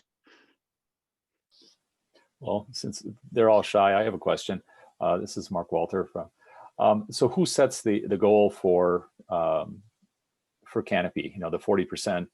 If that's the goal for Green Bay, who would be the people to set that? Is that something that would the Sustainability Commission would discuss, or the Forestry Department would go after, or is it based on some empirical data that analysis that says this is achievable and within a given time frame? And so is there an analysis that feeds into that to help us define that percent cover? Yes, D is in all of the above. Julie, I don't know if you'd like to chime in here as well. No, I think you're right. I think that's kind of what we're bringing here today. You know, this is the work that we've been doing. We've had a conversation with Corey and the forestry and Brian and Melissa, and it's kind of like it's kind of at a point where it would be nice to know. At this point, I think we need commitment from the city to move forward to want to do something like this and have the city take it up as an initiative. So whether it's like a recommendation from the commission, or I think it's on the agenda as referred to staff. So it's open for conversation and discussion from my perspective. This is, you hear me? This is Mark Freeberg, City Forester. And we appreciate your help on this, Julia. Urban tree canopy is a fairly new term and thing they've been doing in the business. And so this is a baseline for us. You know, this is the first time I've seen what an urban tree canopy is from a source like yours. So we appreciate your help on this and establishing a baseline for us, which we can begin to plan further and, manage our program. All this stuff has been going on for decades, of course, the benefits of trees and all that sort of thing. But this makes it a little more public friendly and a little easier to present to staff and commissions and council, things like that as well. So appreciate your efforts. Good to work with you. Sorry, go ahead, John.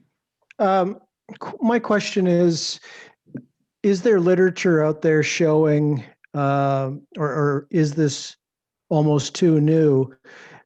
What have we seen for cities that have made a commitment? What is realistic in terms of moving those percentages on an annual basis towards wherever you're at? And if the goal is 40, what can we hope to achieve sort of on an annual basis? What have other cities done? If we want to get from where we are of 24% to eventually 40. Yeah, so I guess like from what I've heard and what I've seen and read, and Tierney, you can back me up or add on to or correct me if I'm wrong. A couple things. There's a couple things for me for this part. You really would need.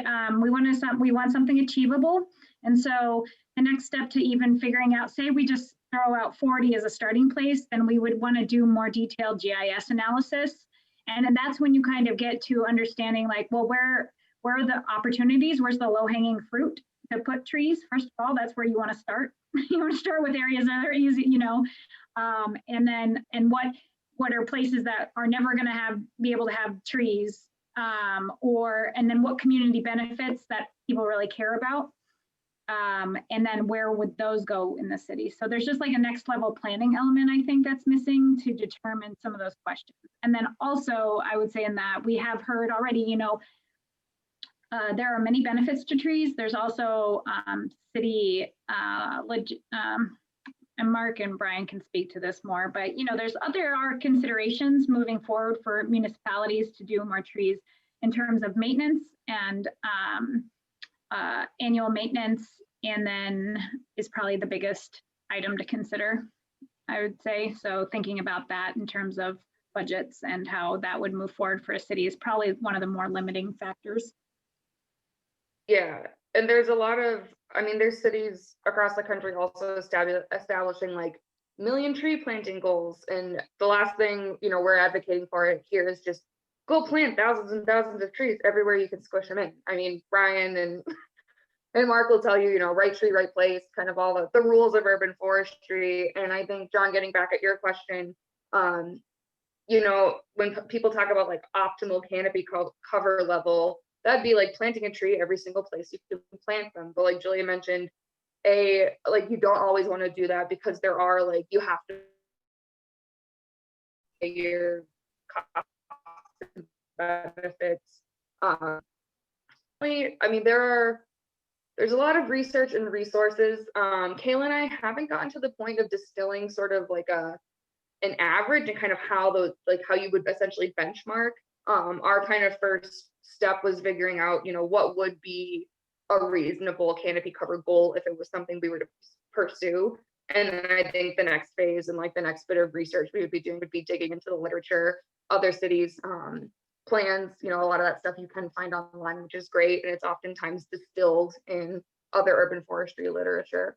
So we would hopefully have a better answer for what that would look like year to year. And again, what that percentage should be. Yeah, I mean, one of the things that isn't just a planning element too, it's, you know, but soils really make a difference in terms of planning out where trees should go in a city. Also soils and like where they won't survive or thrive really well, you know, and so there's definitely communities I've seen develop tree canopy, you know, urban forestry plans. And I don't know if the city of Green Bay has something like that, but that could be something developed with better, I think, and more detailed analysis based on what we should be looking at. If I can jump in. Well, right now and probably for the next 5 years, our biggest concern is emerald ash borer and the amount of canopy cover that either we're going to lose to ash borer or the amount of canopy cover that we can preserve through our ongoing treatment program. You know, we've got enough that we can do right now between doing those removals of infested trees and replacing those trees back. And to look at putting a goal out there to increase canopy cover, I mean, essentially, if we take down a mature ash tree and we plant, how many small trees do we have to plant back to keep that existing canopy cover that we right now? You know, the main emphasis for now in the next 5 to 10 years should be just maintaining as much mature tree canopy cover that we have. Otherwise, you're going to see that percentage drop a lot faster than what you're going to see it go up by increasing planting spaces. I think that's a really good point. That would be something to outline as a major goal to maintain. Yeah, we always want to keep the most mature trees possible, no matter what.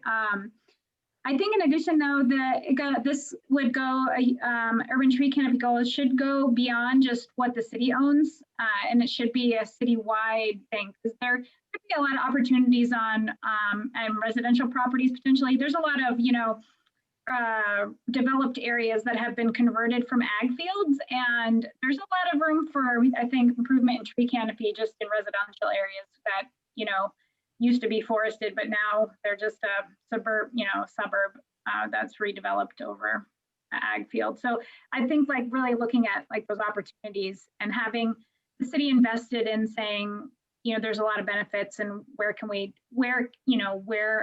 aside from just street trees can we add value.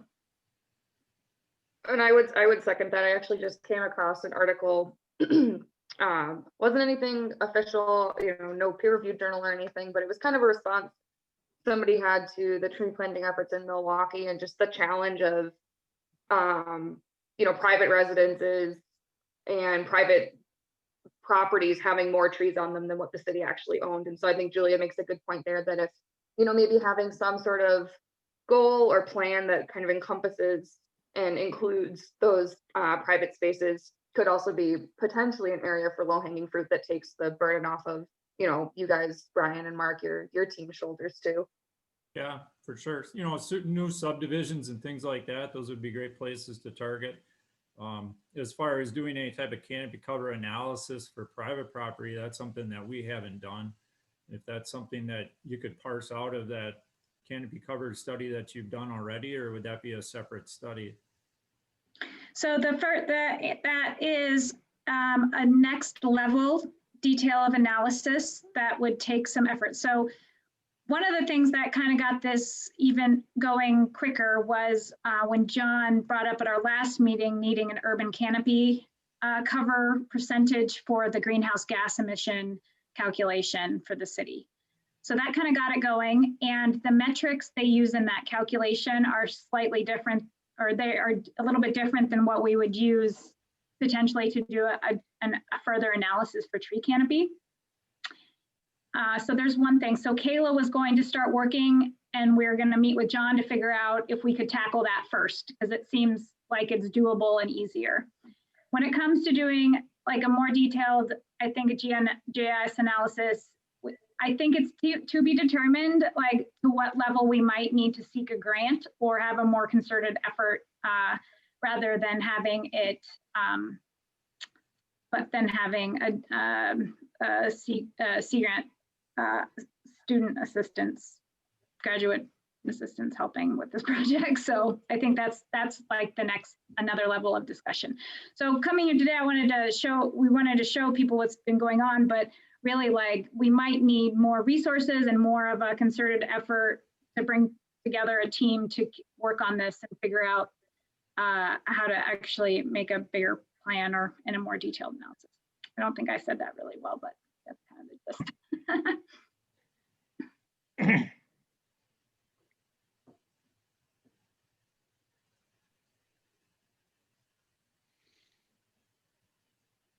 And Tierney, maybe you can speak to the level of data needed for the next level of what would be needed and our limitations or capacity levels. Yeah, well, and I think if we wanted, you know, in any case, especially if you get down to talking about if it comes to the point where you're investing money or asking for a grant, like you want the best available data. And I think Kayla and I feel a little like we have our hands tied.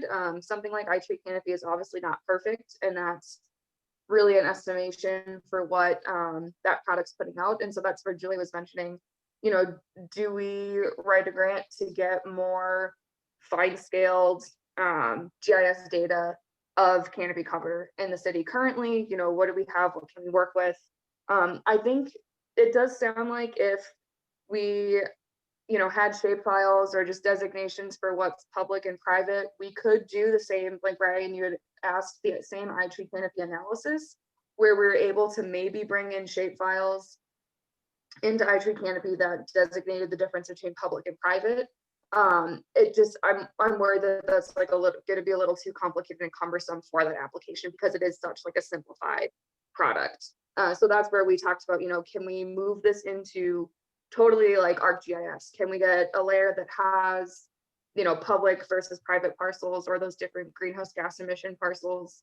But then we need to layer that canopy cover on top, and we don't have a good base, you know, those cover classes you saw from iTree Canopy, we don't have that available to us or replicable in like a GIS shape file. So that's kind of where we're trying to figure out, you know, is it worth our time? If we do really want some kind of better, more refined citywide land cover data that incorporates this tree canopy, that looks at the different ways you can kind of break up the city, if that would be of interest to folks, if that's worth something that we should be pursuing. And then just some of that, you know, once it is in GIS, Kayla and I, you know, we can manage with it to a certain point. But if it's a matter of, you know, training remote sensing data and stuff like that, those are things that are kind of beyond our skill set. So that's sort of where we're kind of in flux. You know, we've got the data we have, and we're kind of doing the best we can with the tools that we have. But I think knowing where you all / the city wants to go next will kind of dictate where we put our energy, I guess. Yeah, so maybe a more direct question. I'm not sure if this is gonna, I guess it's more like, so an initiative like this, how do we move forward as a city or with the Sustainability Commission or in general with something like this? just want to jump in quick. My battery may die. So if I do cut out, I'm not abandoning you. My battery died. So apologize for that. Thanks for being here, Brian. Yeah. Yeah. Thank you. Yeah, and I mean, Go ahead. Sorry. this requires another conversation too. I think, Mark, this is the first time we've kind of got a chance to meet amongst us with you guys more directly to figure out, from your perspective, what those goals would look like. Then, I know Brian and I have an email chain going too, so we can always be in touch. But yeah, I guess to reiterate Julia's question kind of in terms of the Sustainability Commission, I mean, do folks think it's worthwhile to pursue something like this? If I may, I think we could give you direction to work with our forestry department. Our forestry department, I think, is, they know what's going on. They've been working this a while, and they could give you direction, and working together with our department, I think, would be the smartest way to go. I know there's I think Downtown Inc. wants to plant trees downtown, and I believe they're coming up with a plan. I believe they're working with the forestry department. And, it'd be a way to get everything all synced. I think if you're working with forestry, they know what's going on with the city. They know what the needs are and where we're at. And just maybe report to us once in a while so we know what's going on, or if there's anything you need from us, certainly. But I would think working with our forestry department just makes the most sense to me. I don't know what you feel about that, Mark. I would like to continue on this, Julia. I know one thing that caught my eye was when you listed all those cities and the different percentages of canopy. I guess would be an easy thing would be the staffing levels of those communities. How many guys does it take per, 10% or 20% or 30% of canopy? What does it take? And that would be a real good start. I mean, we got the same 12 guys we've had for the last 40, 50 years, and it's all we can do to maintain what we have. So, I see Winnetka had like a 50% canopy, and that's a very affluent suburb of Chicago. So they might have, double the staff of what we have. So that correlation would be interesting, probably very easy to get as well. So simple stuff like that. And then we could pursue, these goals, higher goals of, if we're at 25% now with 12 guys, if we want to get to 40%, well, then we might need a few more guys to, help us get there. So some simple things like that would be, looking forward to in the future, and working with you guys on getting this data to us. So I just want to chime in too and say, I think it would be great to increase tree canopy cover, but I know that, in forested areas throughout the city, it's important for us to, then it's also the vegetation under the trees that are kind of, to me, part of the equation, because you have the invasives that move in and things of that nature, which can to some point compromise those forested areas and things. So I think maybe in some regard that should be considered moving forward as we're discussing, especially in kind of more of a natural type setting for the trees. So that's all. Thank you. That's good comment. Thank you. Do we need to make any kind of motion here? Seth? I mean, would an appropriate motion be to refer to staff with support and, just allow you all to gather the data and collaborate needed to set a potential goal? Yeah, this is Mark. I'd make that motion that we refer to staff to discuss the feasibility of developing citywide urban tree canopy goal. How's that sound? That's the ticket. Is there a second to Mark's motion? Randy looks like Wilson from Home Improvement right now. All those in favor, say aye.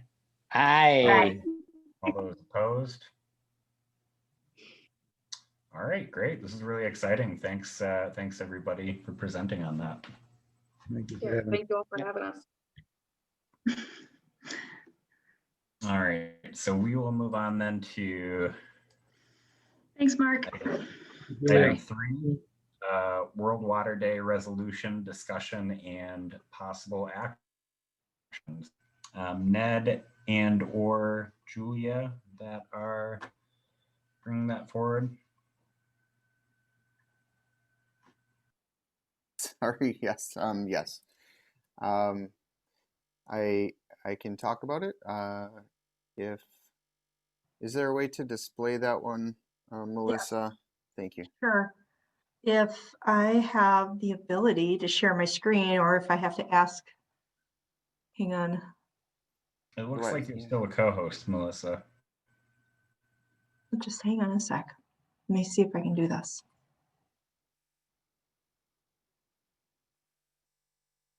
You are still the there you go. All right.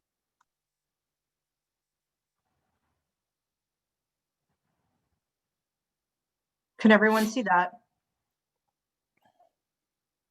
The resolution to value and protect water resources, Ned? This is the one that you just, the most recent one that you sent. Correct. Okay, thank you. Mhm. Thank you. So to give a little background on why bringing this forward, I've been meeting with a group for sorry, I'm walking to let my dog out. Green infrastructure for public lands, including public schools, over the last year. And in talking with them and talking about how do we set up Green Bay to be attractive for grants that can deal with green infrastructure that would help kind of our local waters. A resolution of this type might make our city a little more attractive for the grant providers. Thank you for bearing with me while I get the dog out there. And so that was kind of the genesis of this document here.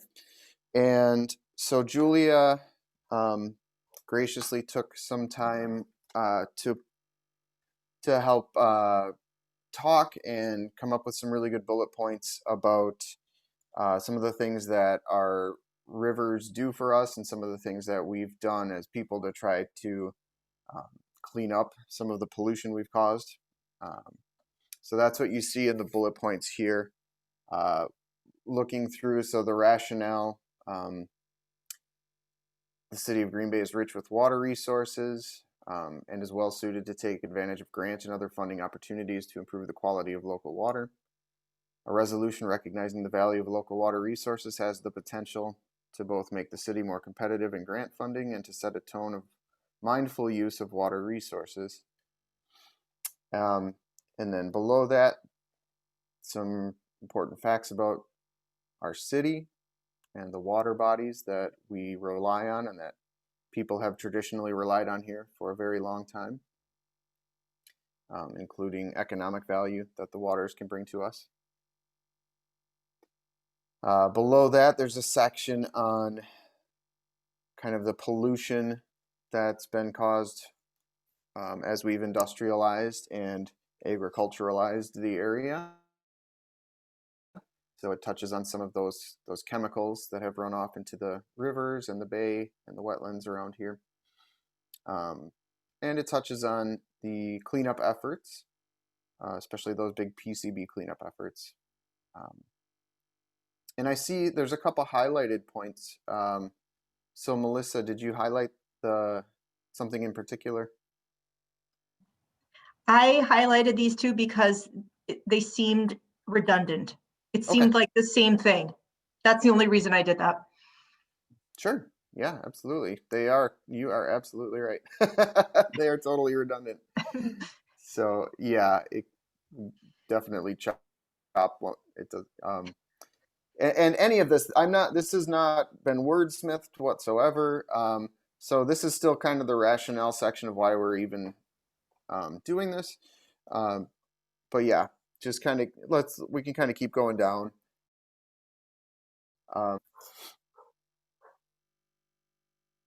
And then, yeah, so in this frame, as a community, we are committed to swimmable, drinkable, and fishable waters and addressing the problems of pollution will make our waters cleaner and safer for swimming, fishing, and other recreational opportunities. And the benefits of clean wetlands, streams, aquifers, rivers, and bay.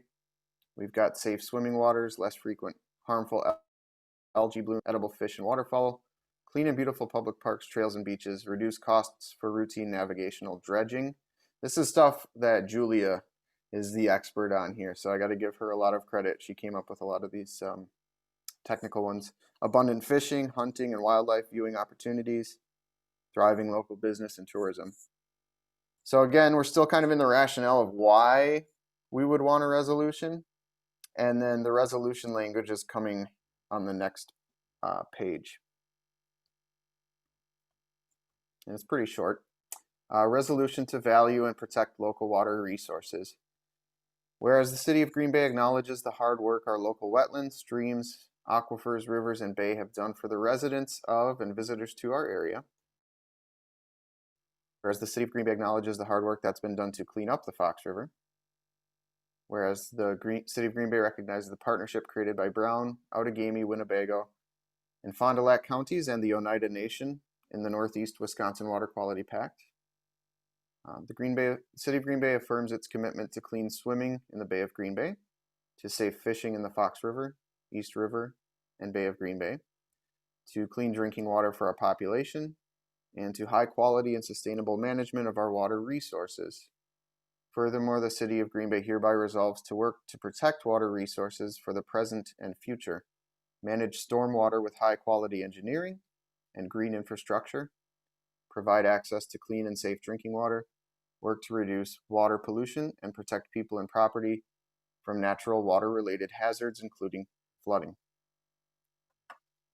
And a hope would be to have this to council within a month, so that by World Water Day, we could have a resolution on the books or sent to legal to redraft if need be. But to get something within the next 2 months to the city council. I believe World Water Day is March 21st, March 20 something. 22nd? I think it was 22nd. Thank you. Thank you. So with that being presented,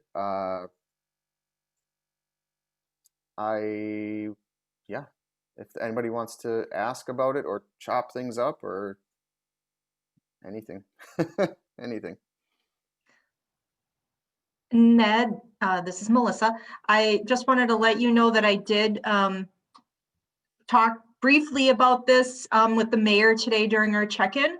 So he knows this is being discussed tonight, and that will, there will likely be something for Common Council in March. So just wanted you to know that. Thank you so much. Mhm.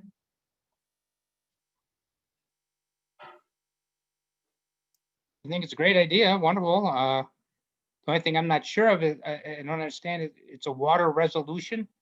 Shouldn't it be a water solution? Shouldn't it be soluble? Oh man, I think that's the first one tonight. That's like a good 2 hours one. in. Thank you, Randy. That's all I got to contribute. It looks nice to me.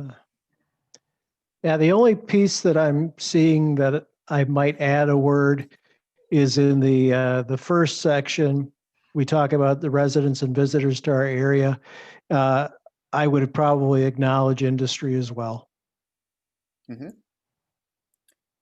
So residents of visitors to and industry in our area, something like that. For the yeah, something like the residents.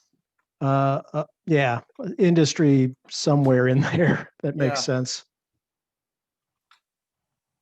Could we add after visitors and industry within, visitors to and industry within our area, just to get a different word in there, I guess. Sure. Couldn't we take out the "and" for residents of? Oh yeah, after residents of, take out the "and." You're right. Yep. A lot of "ands" in there. Mm-hmm. The residents, visitors. Yeah, we need a comma after residents. Well, it's residents of and visitors to. So Oh, unless after of then. unless we all, everything goes with within, that'd be fine too, I think. And they have done for the residents. Visitors and industry within our area. I think that's a good way. We could get rid of some words. Nice. I like it, Randy. For the residents. Why do we need of and to? Why can't we just put residents, comma, visitors? Well, Comma, yeah, that's what I'm industry. saying. I'm saying we can just Oh, residents, okay. visitors, and industry within our area. Yeah, I think that's a good suggestion. Yeah. Comma. Yes, get the Oxford comma in there, please. What, after visitors? Yes. Yeah. That's only in sentences or clauses more than. Can we have Ned an and I are Oxford? Oxford. I'll go head to head with you on the use of commas. Oh, I'm an Oxford man all the way through. Yeah. Ned and I like Oxford. It's fine. It's fine. But you're in control of the cursor, so. Ned, since the furthermore cites access to clean and safe drinking water, I think there could be an opportunity in one of the whereas clauses or creating a new one to brag up that Green Bay removed our last lead service lines recently. I think that's a great point, and ranks very highly with like taste, right? Don't we tend to be a well-regarded water? But yeah, what would you do? You have a phrase in mind?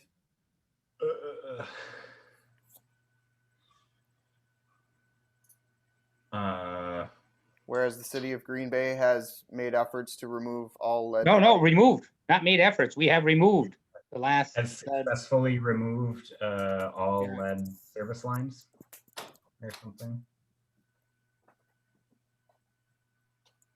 Whereas the city of Green Bay has removed all lead service lines.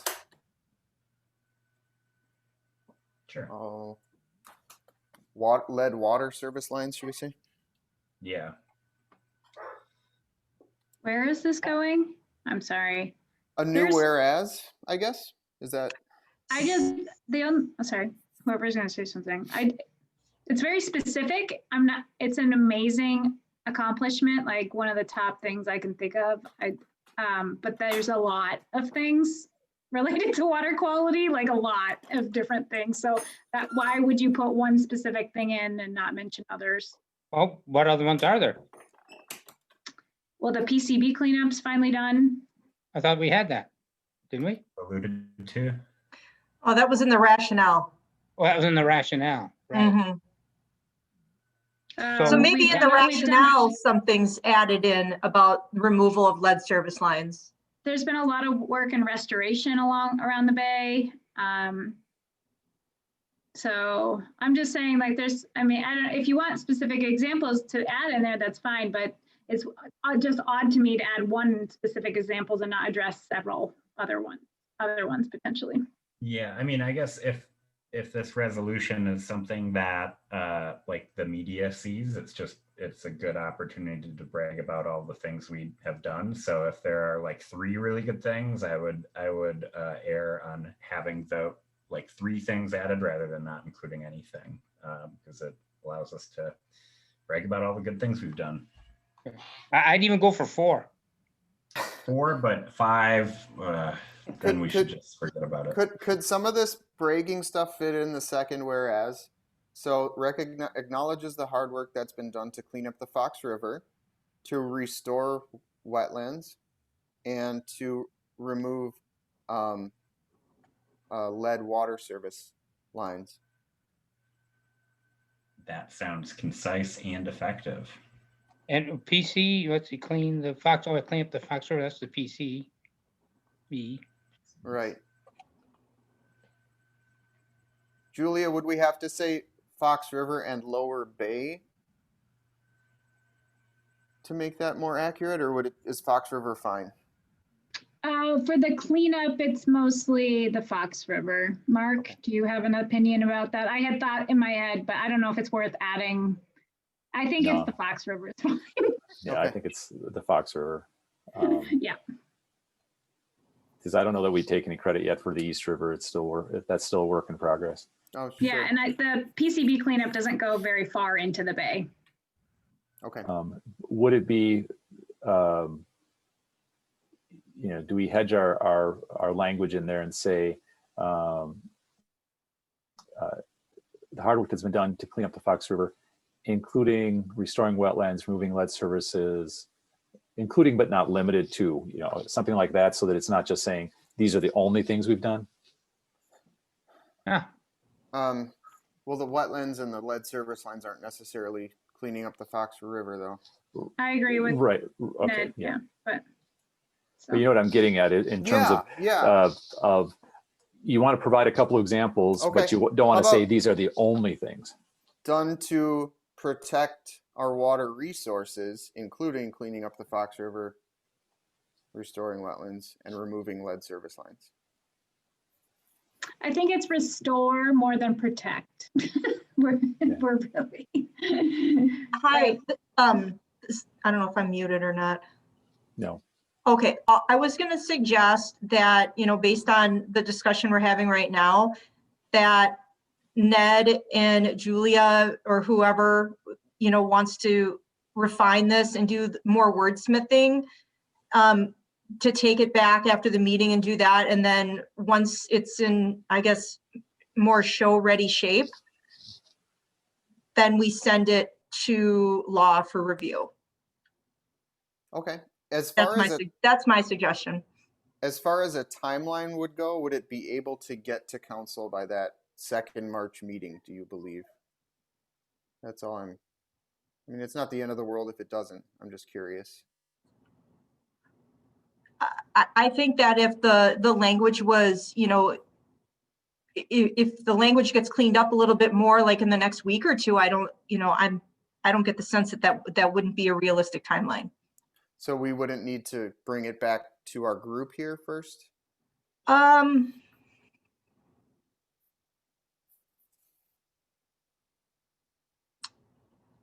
Well, how is the motion written? It's possible action is how it was written for tonight's agenda meeting. So,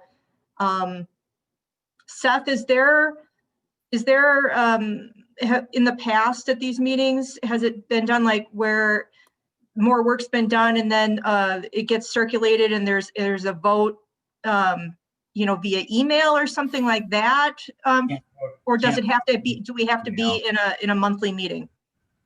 I think we could, typically, I think it would come back here with changes, but if they are, I think we've outlined very specific recommendations, like a motion. I make a motion that are we talking Julia and Ned? Or that, Well, if it's us, I just want to say, like, the whole point was Ned kind of drafted this up to get feedback at this point. Okay. We did what we, we were seeing what we came out of us, basically. Right. So I have a couple ideas too, so that I'd like hearing to the share. ideas is appropriate, I think, if he's gonna make additional adjustments. So just a couple of things that I wanted to comment on and don't need to wordsmith about is, I think too, it might be important to kind of highlight the stormwater management ordinance that's been implemented in the city. Has done a ton to help with the efforts just in general. I know like some of our restrictions are even more restrictive or in favor of better water quality than even what the DNR requires. So I think, those efforts are maybe worth mentioning. And then also I think too that the resolution is kind of somewhat reads as an anthropocentric view where we're doing it to benefit us humans, but I think there's a lot of wildlife too that will benefit from it. So I think maybe just kind of incorporating that also into the reason why we want clean water would be a good thing to do. Thanks for those ideas, Corey. I almost didn't put the word resources in there because that makes it so anthropocentric, actually. So I totally feel you on that one. Yeah.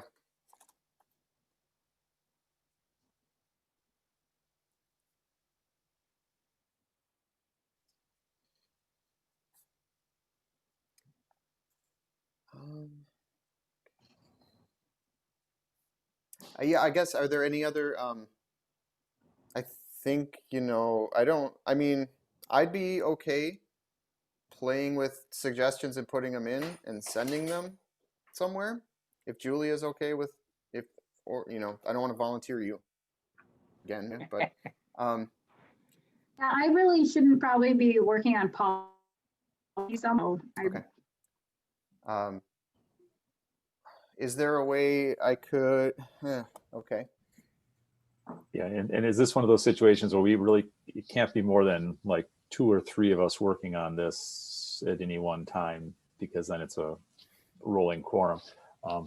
But Ned, if you want to talk to, I'd be willing to wordsmith this through with you if you want. And then we just have to decide. So the one of two things today, either we say we approve it as it with modifications to be made from discussions, or we wait until next month, right? Right. And is next month, if it comes back next month after it's been wordsmithed, is that soon enough to get to March city council? That's your question, right? I'd be kind of worried about that timeline. I mean, I suppose it's possible, right? Like, I don't know. Randy, thoughts on It would that? be, our next meeting is, I guess you'd see it on the first March meeting, right?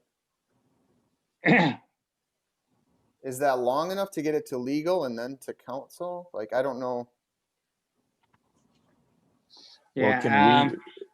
Can Ned and I have a conversation and from, or edit it and get it to council or to legal to review before Sustainability Commission meeting?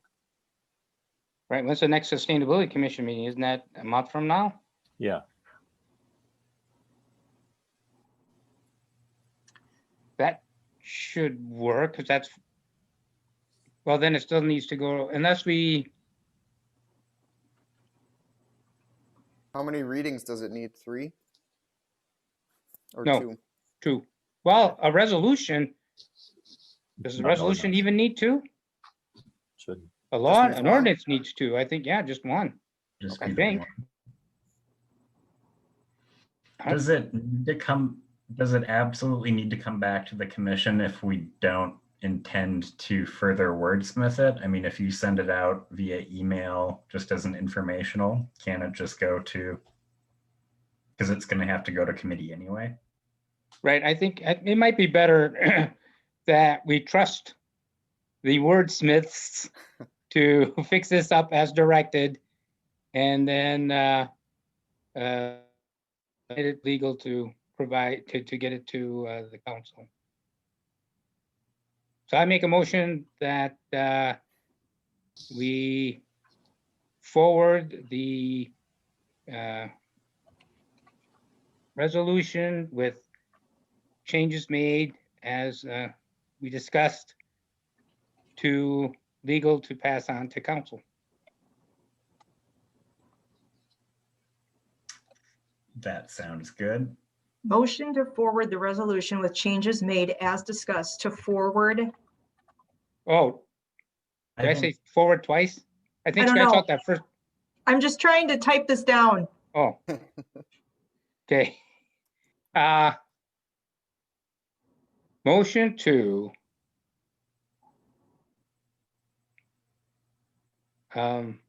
forward the resolution with changes made as discussed to legal, or with changes made as discussed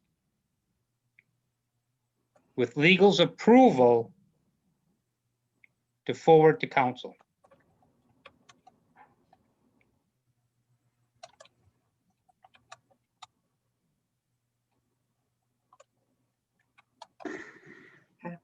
All right, is there a second?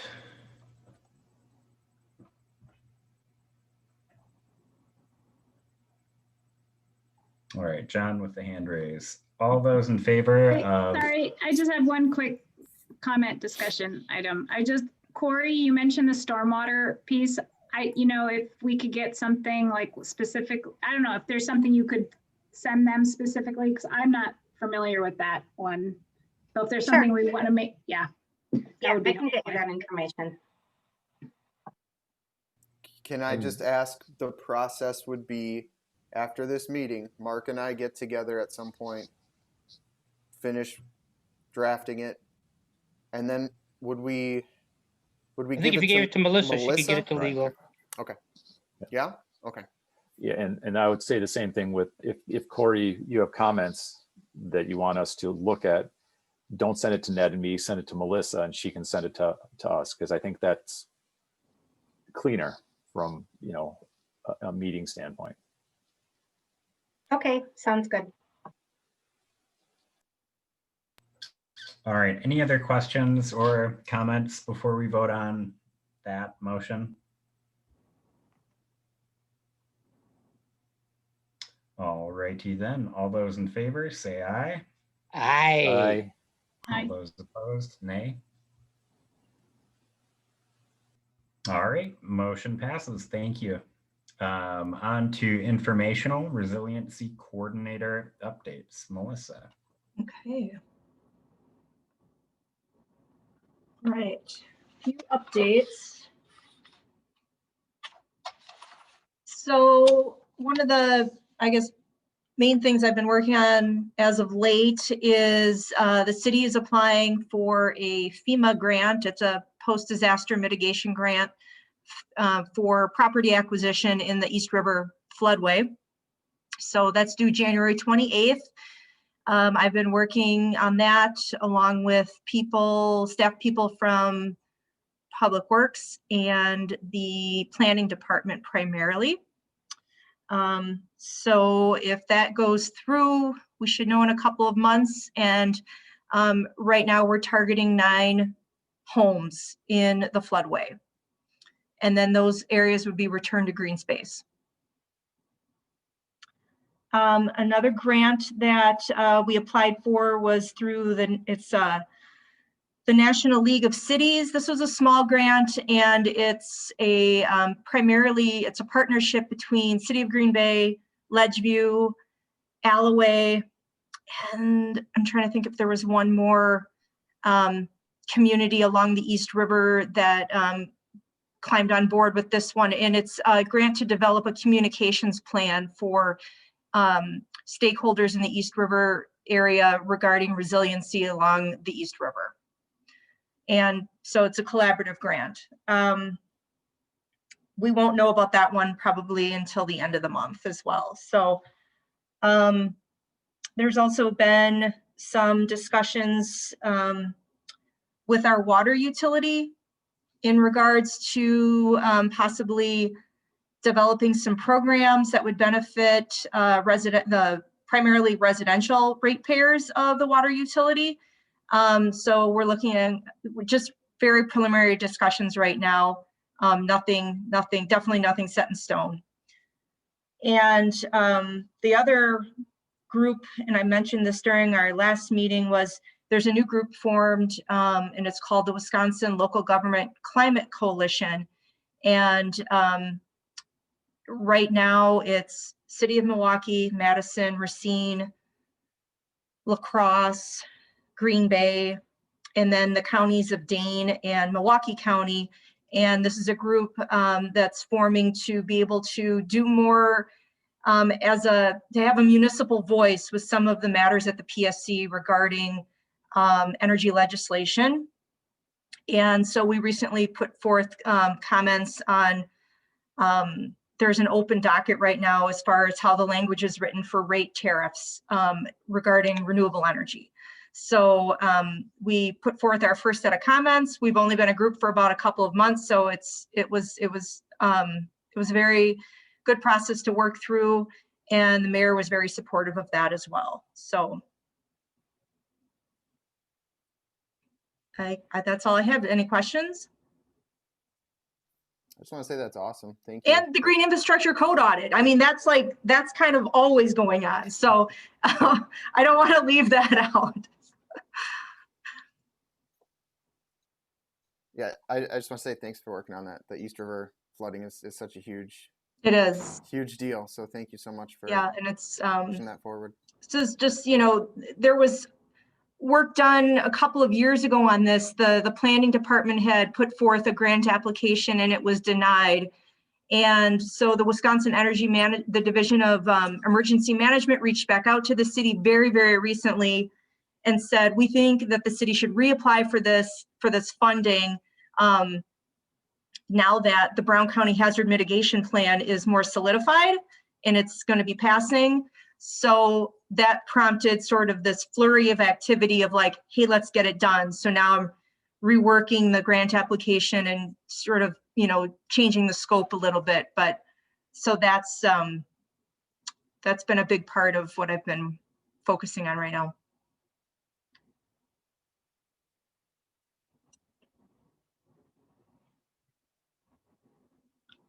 I guess that's all I have. If we can move on. Well, thank you, Melissa. Are there any member or working group updates that folks would like to share?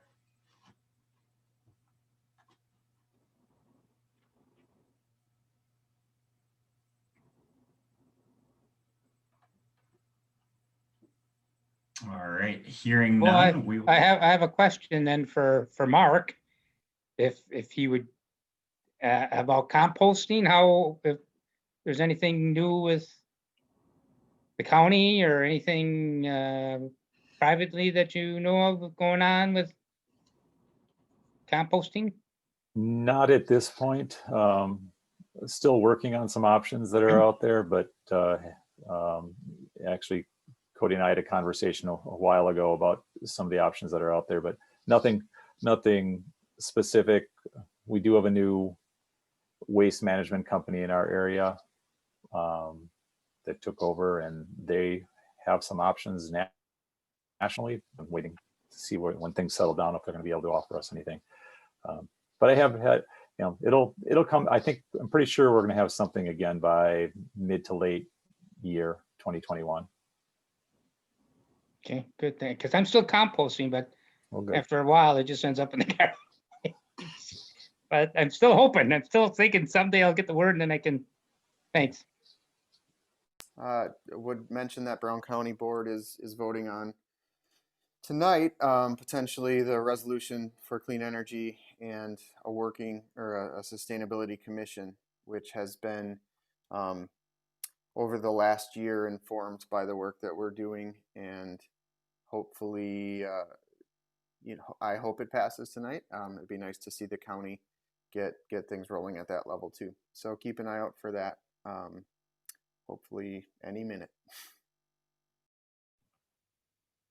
Yeah, and then piggybacking on that, Melissa, if they form a sustainability commission, would you be connected with them at all, or how would we work in two separate spheres, or how would that? I don't know. I don't know. I'm getting more involved, you know, invited to more, you know, I've been invited now to be on the, I can't even remember the name of the committee through Brown County. It's like emergency management stuff. So I'm not sure if they would ask me to be on that or how that process works. I think it would make a whole lot of sense. And I've had a couple of supervisors talk to me when we were developing the resolution, for Brown County's Sustainability Commission, and so I may end up being a liaison, also potentially being that way, since, you know, I work for Brown County and cover that side of things. So, but we'll see. That's nothing certain. You're going to be like a spy. Yeah, that's it.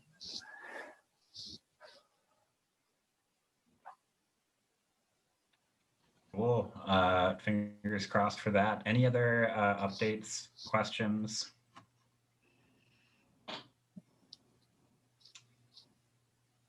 Motion to adjourn. Second. Motion to adjourn. Mark, second. Randy, all those in favor, say aye. Aye. All those opposed, say aye. All right, motion passes. Good to see you all. Have a good night, everybody. Good night. Thanks, Night. everybody. Ned, you gonna, oh, never mind.